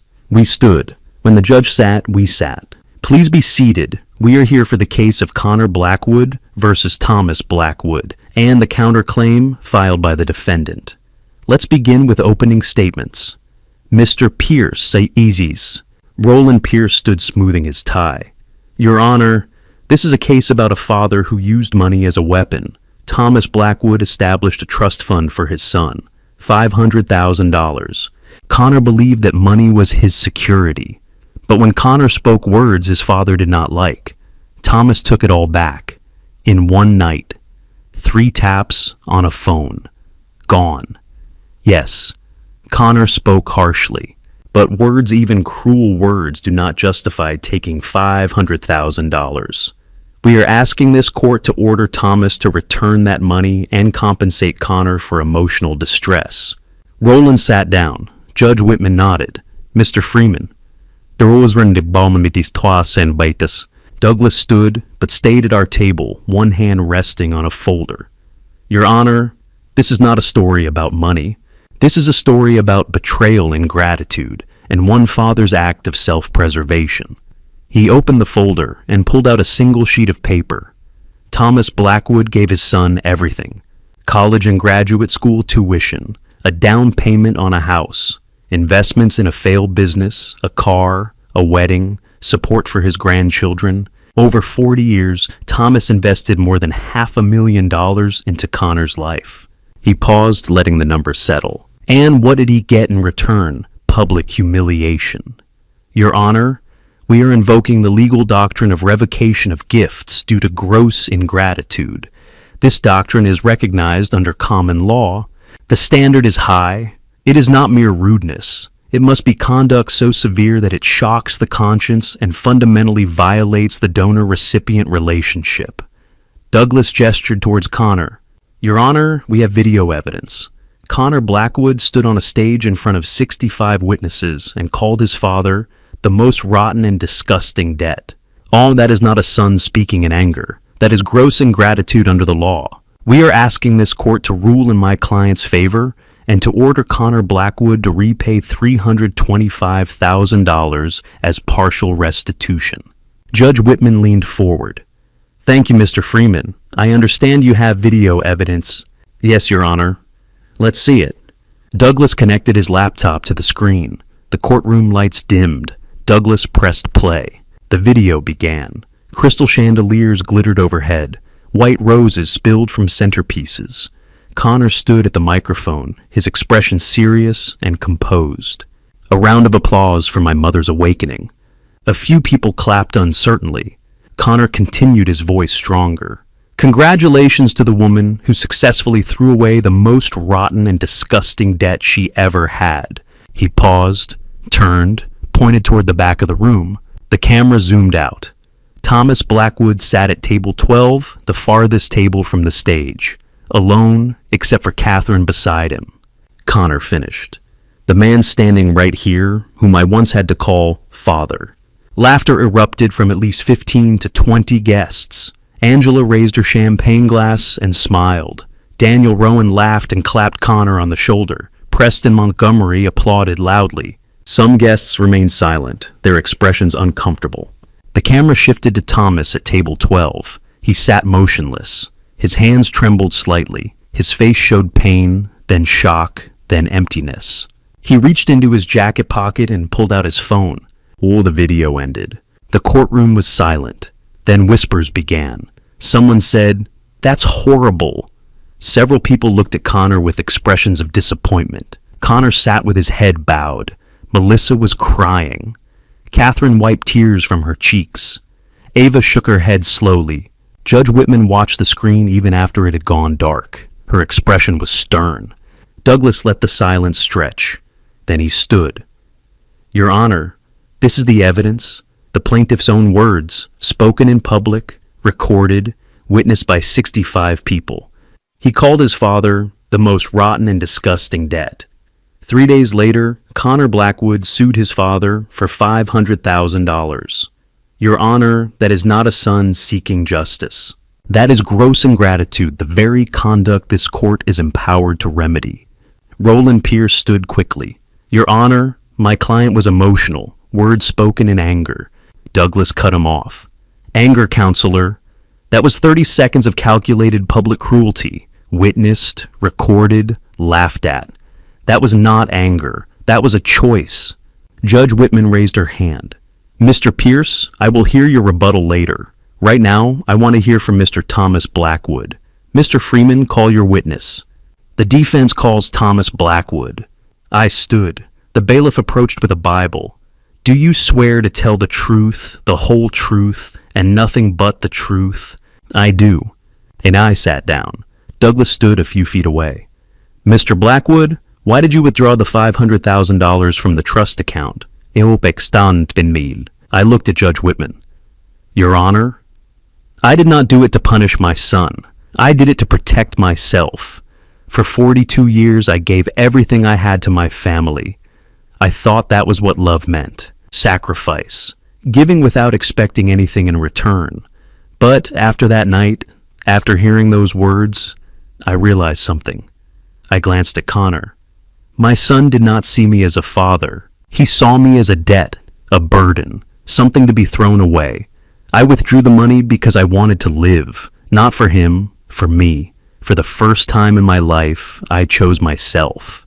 The courtroom was silent. Several people nodded. Catherine smiled through her tears. Connor's shoulders shook. Judge Whitman made a note. "Thank you, Mr. Blackwood. Mr. Pierce, your witness." Roland Pierce stood. "Your Honor, I would like to call my next witness, Angela Rowan."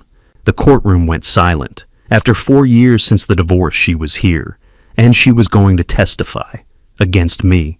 Angela walked through the side door of the courtroom, her heels clicking softly against the tile floor. I had not seen her in 4 years. Her hair was shorter now, streaked with more gray. She looked older, tired. When she raised her hand to take the oath, I saw the wedding ring Daniel had given her, the kind of ring I had never been able to afford. She sat down on the witness stand, folded her hands in her lap, and looked straight ahead. Not at me, never at me. Roland Pierce approached. "Mrs. Rowan, how long were you married to Thomas Blackwood?" "A's Wandiwans Moia, 42 years. "And during that time, how would you describe your relationship?" Angela's voice was calm, practiced. "Thomas was a good provider, but he was controlling. Everything had to be his way. The house, the money, how we raised Connor. I felt trapped for most of our marriage. I felt Catherine stiffen beside me. Douglas made a note on his legal pad. And when did you leave? Roland asked. 4 years ago. I met Daniel Rowan. He showed me what it was like to be respected, to have a voice. I filed for divorce and started over. Mrs. Rowan, in your opinion, did Thomas use money to control Connor? Yes, always. He gave Connor things, but there were always strings attached, always expectations. Connor felt like he could never be his own person. Roland nodded. Thank you, Mrs. Rowan. No further questions. Judge Whitman looked at Douglas. Your witness, Mr. Freeman. Douglas stood slowly picking up a folder from the table. He walked to the center of the room and opened it. Mrs. Rowan, you said you felt trapped in your marriage. Is that correct? Yes. But you stayed for 42 years. I did.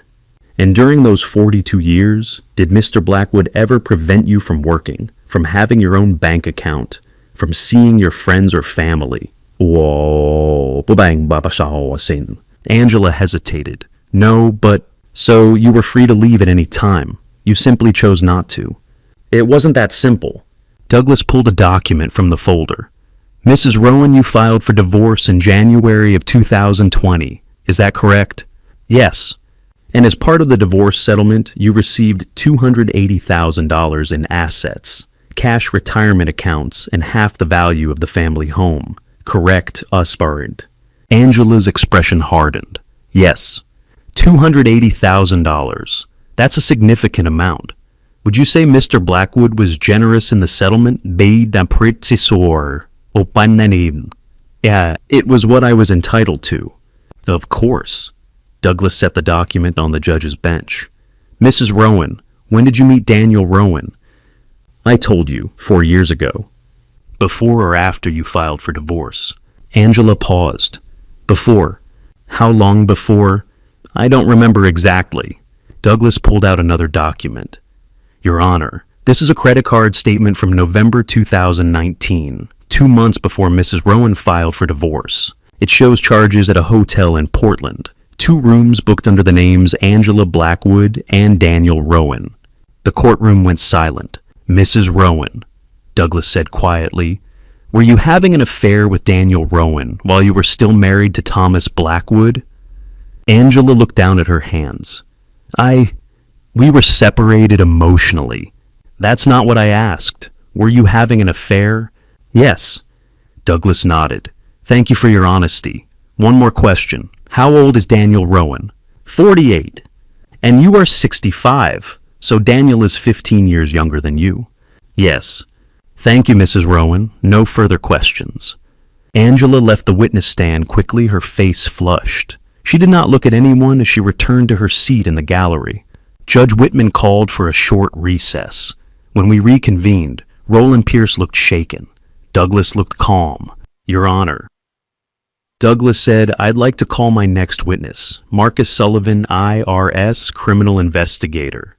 A man in his 40s wearing a dark suit and glasses walked to the witness stand. He carried a briefcase and set it on the small table beside the chair. Douglas approached. Mr. Sullivan, can you explain your role with the IRS? I am a criminal investigator with the IRS Criminal Investigation Division. I investigate cases of tax fraud evasion and other financial crimes. And are you currently investigating Connor Blackwood? Yes. Can you summarize your findings? Marcus Sullivan opened his briefcase and pulled out a thick report. Over the past 3 years, Connor Blackwood reported business losses totaling $190,000. He claimed these losses were from a startup technology company. However, our investigation revealed that no such company exists. There is no business license, no tax identification number, no incorporation documents. Mr. Blackwood fabricated the entire business to reduce his taxable income. The courtroom buzzed. Connor sat motionless, staring at the table. What else did you find? Douglas asked. Mr. Blackwood also claimed business travel expenses for trips to Hawaii and Europe. He wrote these off as work-related. But according to his employer, Montgomery and Associates, Mr. Blackwood never traveled for business. These were personal vacations. What are the consequences? Mr. Blackwood faces penalties of approximately $95,000. Additionally, the case has been referred to the Department of Justice for potential criminal prosecution. Tax fraud is a federal crime punishable by up to 5 years in prison. Douglas thanked him and sat down. Roland Pierce declined to cross-examine. The final witness was Catherine. She walked to the stand with her head held high, and when she took the oath, her voice was clear and unwavering. Douglas asked her a single question. Ms. Blackwood, can you tell the court about Preston Montgomery? Catherine nodded. 25 years ago, my brother Thomas testified in a civil lawsuit against Preston Montgomery. Preston was accused of fraud. Thomas's testimony was key to the case. Preston lost and was ordered to pay $1.2 million in damages. He nearly went bankrupt. And what relevance does this have to the current case? 2 years ago, Preston hired Connor Blackwood. He bypassed the normal hiring process. He brought Connor in personally, even though there were more qualified candidates. A former employee, Marcus Reed, told me that Preston used to pull Connor into his office every Friday. He would tell Connor that Thomas had destroyed his career, that Thomas was a liar and a fraud. He manipulated Connor for 2 years, turning him against his father.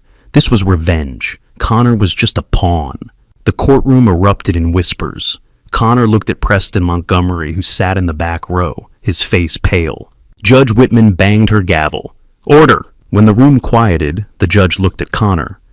Mr. Blackwood, do you have anything to say? Connor stood slowly, his hands trembling. He opened his mouth, and for the first time in 3 months, he looked directly at me. Dad! His voice broke. But whether it was remorse or desperation, I could not tell. And I was not sure I wanted to know.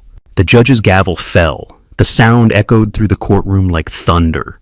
And just like that, it was over. 40 years of sacrifice. 3 months of legal battles. 1 verdict. And I was free. Judge Sarah Whitman sat upright, her expression stern and composed. She looked down at the papers spread before her, then lifted her gaze to the courtroom. I have reviewed all the evidence presented in this case. The video recording, the testimony from multiple witnesses, the IRS report, the financial records, the legal arguments on both sides. And I have reached a decision. The room went silent. I felt Catherine's hand squeeze mine under the table. Mr. Connor Blackwood, your lawsuit against your father is dismissed. Connor flinched as if he had been struck. You claim that Thomas Blackwood unlawfully seized $500,000 from a trust fund. However, the evidence is clear. This trust was established by your father, funded entirely by your father, and remained in his legal name at all times. You had no vested legal right to those funds until your father chose to formally transfer ownership. He withdrew the funds before any such transfer occurred. Therefore, your claim of unlawful seizure has no legal merit. Judge Whitman paused, letting the words settle. On the counterclaim brought by Mr. Thomas Blackwood, I am ruling in his favor. Douglas Freeman sat perfectly still beside me. Catherine exhaled softly. Mr. Freeman has invoked the doctrine of revocation of gifts due to gross ingratitude. This doctrine is rooted in common law. While rarely applied, courts within this jurisdiction have upheld its use where a recipient's conduct constitutes deliberate and egregious ingratitude, resulting in demonstrable harm. It has been recognized in this jurisdiction and upheld in numerous cases over the past century. The doctrine states that a donor may revoke gifts or seek restitution when the recipient demonstrates extreme ingratitude conduct, so egregious that it fundamentally violates the relationship and shocks the conscience of a reasonable person. She looked directly at Connor. The standard is high. This court does not intervene in ordinary family disputes or disagreements, but this case exceeds that threshold. Judge Whitman picked up a printed transcript. The evidence before me is compelling. On March 23rd of this year, at a public celebration attended by 65 guests, Connor Blackwood made the following statement about his father, and I quote from the video record, "The most rotten and disgusting debt she ever had, the man standing right here, whom I once had to call father. She set the transcript down. This was not a private conversation.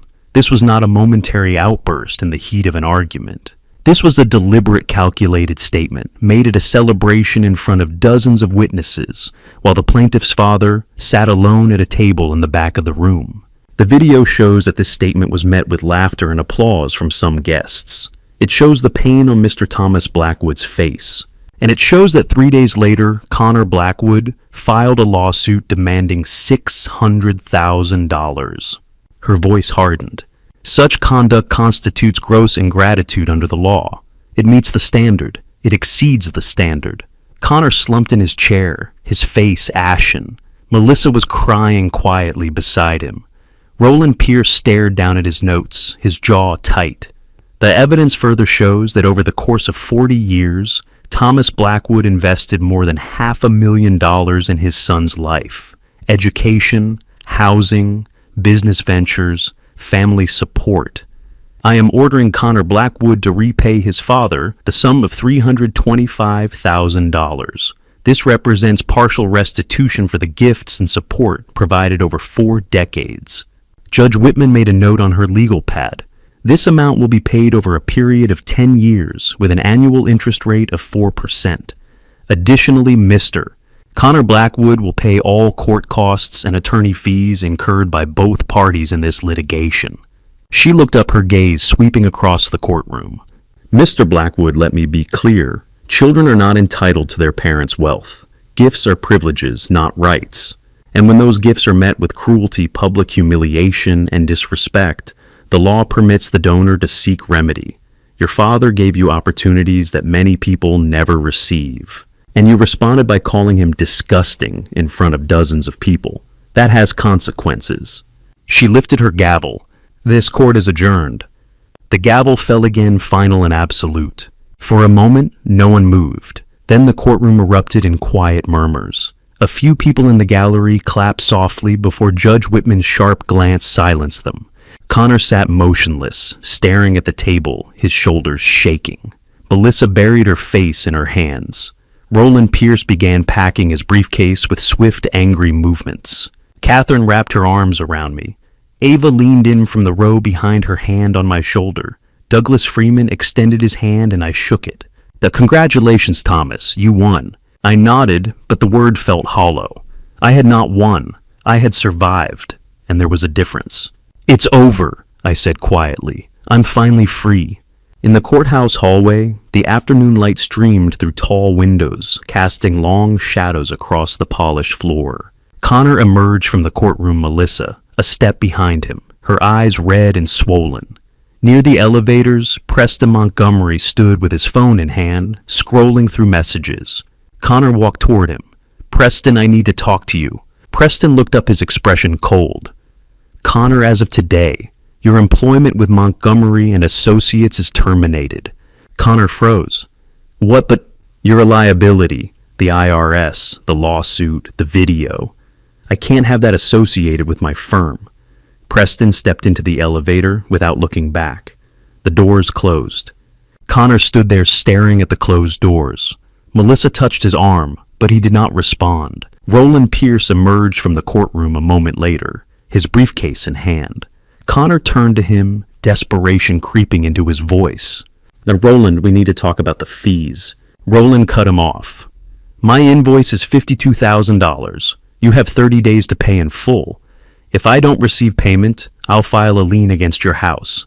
He walked past Connor without another word. Connor stood alone in the hallway, his face blank with shock. Melissa leaned against the wall, crying softly. I walked past them without stopping. Outside, the summer air was warm and thick.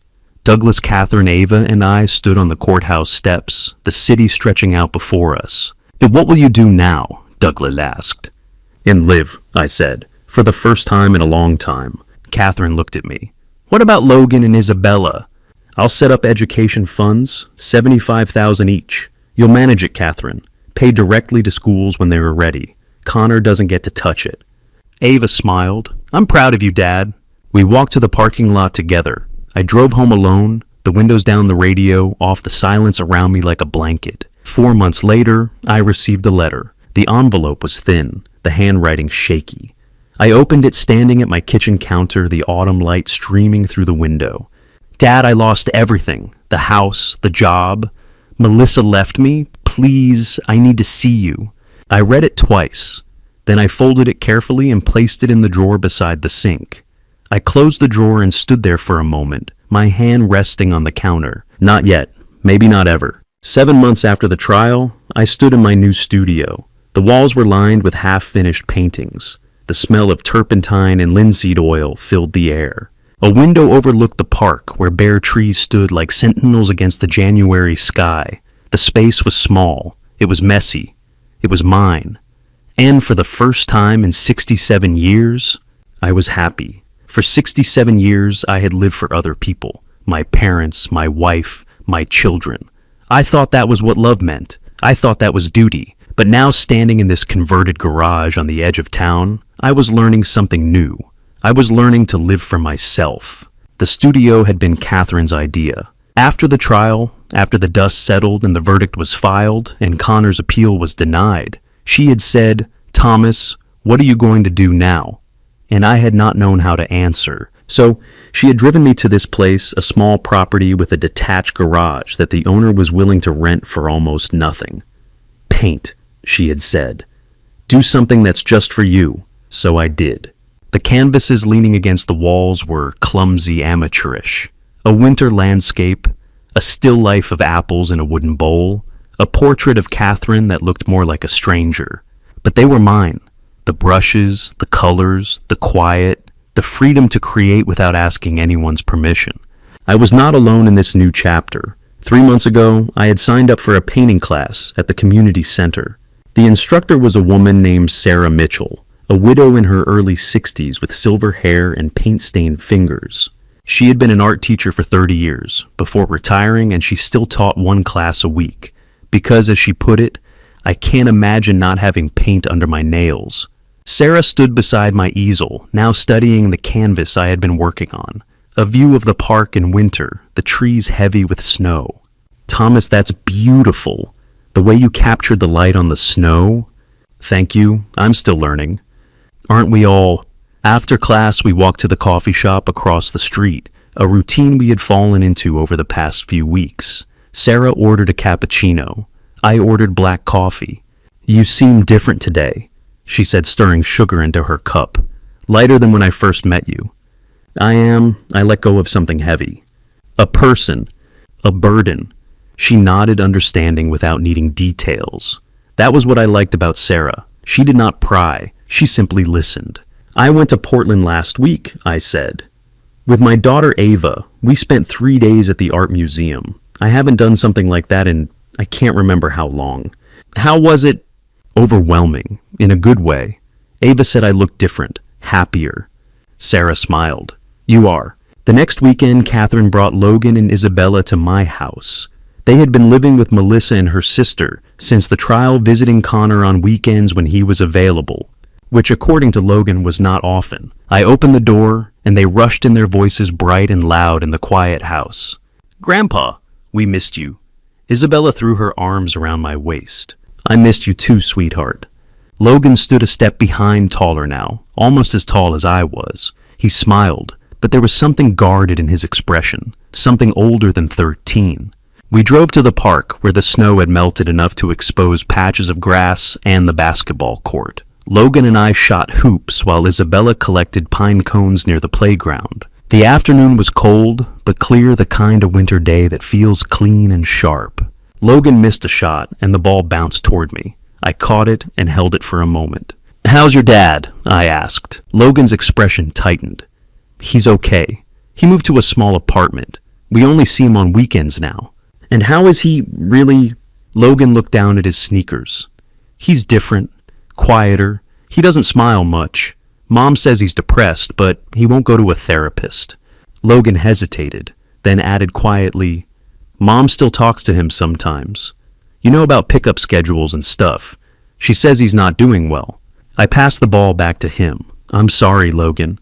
"Grandpa, why did you and Dad fight?" I had known this question would come eventually. I just had not been ready for it. "It's complicated," I said carefully. "But I want you to know something.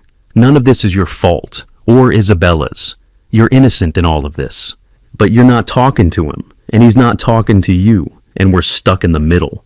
I know, and I'm sorry for that. But Logan, sometimes relationships break. Sometimes people hurt each other so badly that there's no way to fix it. That doesn't mean I don't care about you. Or Isabella. You'll always be welcome here. Logan nodded slowly. Can we come visit you more? Anytime you want. That evening, after Catherine had driven the kids home, she stayed for tea. I handed her a check across the kitchen table. What's this? She asked, looking at the amount. $150,000. A scholarship fund. $75,000 for Logan. $75,000 for Isabella. I want you to manage it. Pay their tuition directly to the schools. Pay for their books, their supplies, their activities. But Connor and Melissa can't touch it. Catherine set the check down carefully. Thomas, this is very generous. They're innocent, Catherine. They didn't choose any of this. They deserve a future. What if Connor asks for help? Then you tell him the money is for the kids, not for him. 1 week later, my phone rang. The number was unfamiliar, but I answered anyway. Thomas, it's Angela. I was silent for 3 seconds, processing the sound of her voice. I had not heard it in nearly a year.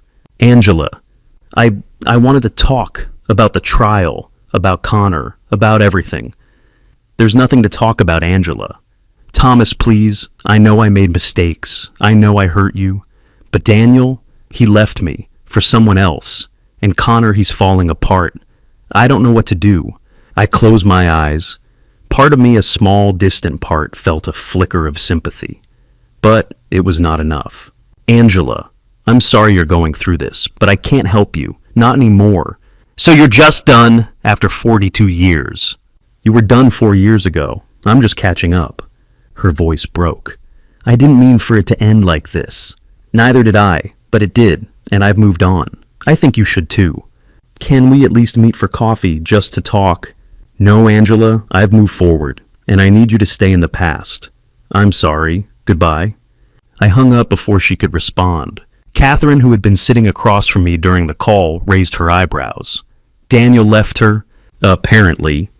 Well, she said dryly, what goes around comes around.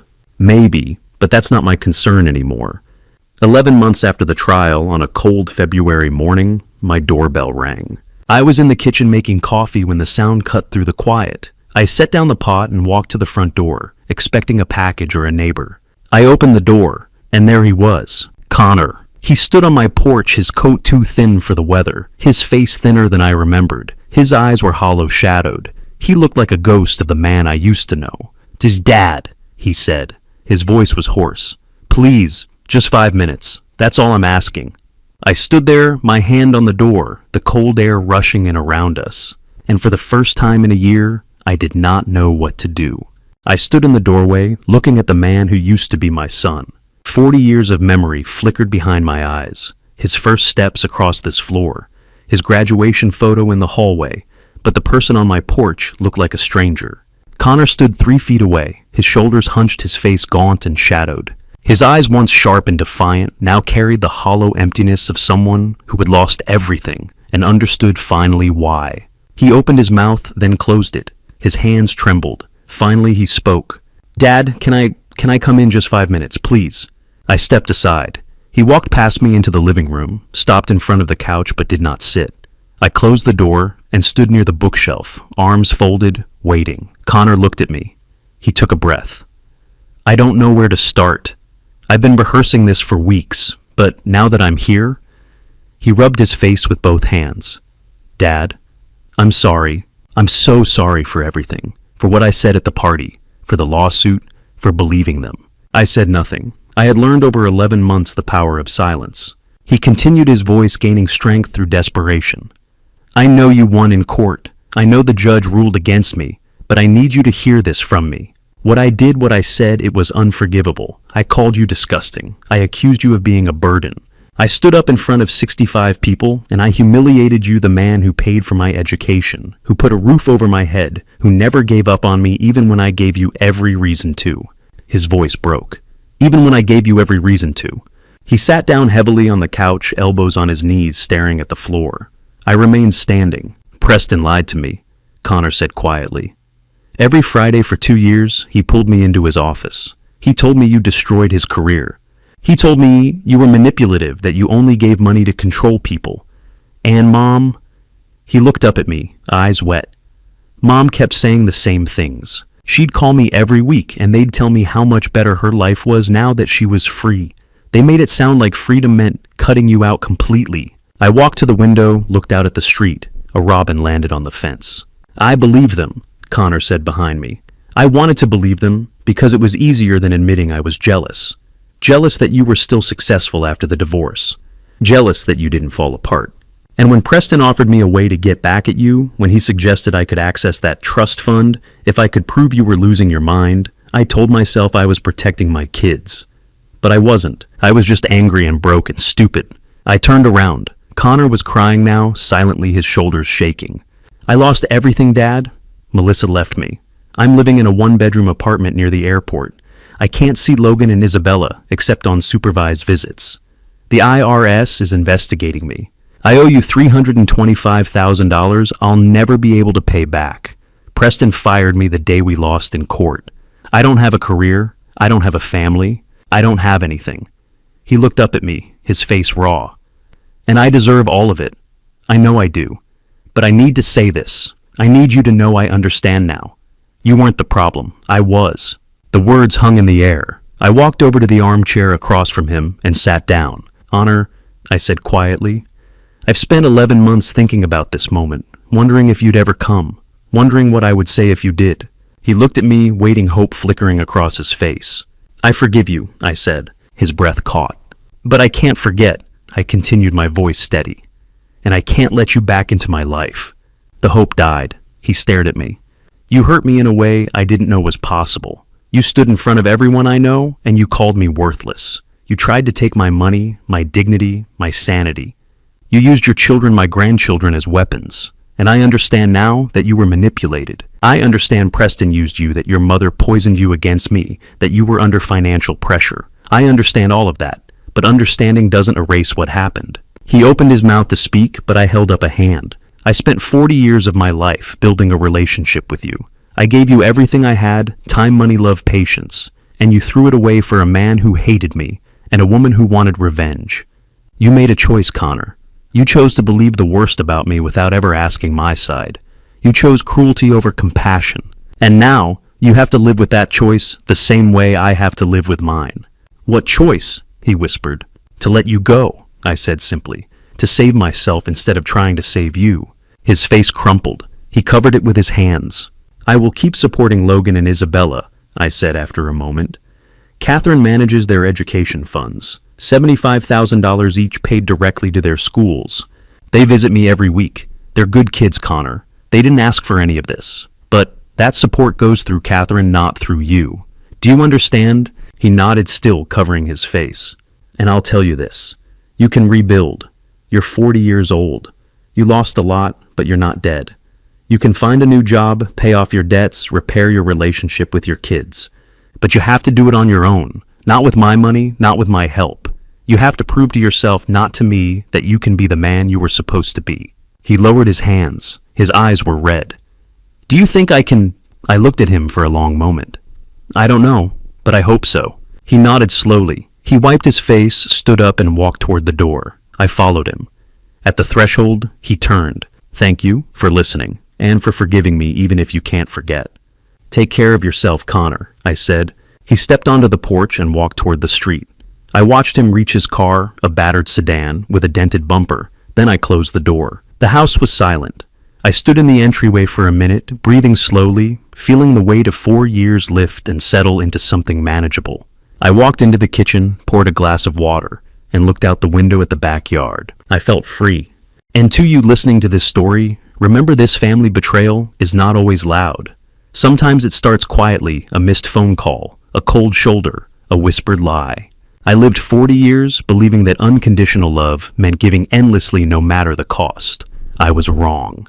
Looking back on my own family story, I see now what I wish I had understood sooner. Boundaries are not walls. They are bridges built on respect. When I gave Connor everything, tuition, housing, business, capital, trust, I thought I was building his future. but I forgot to teach him accountability.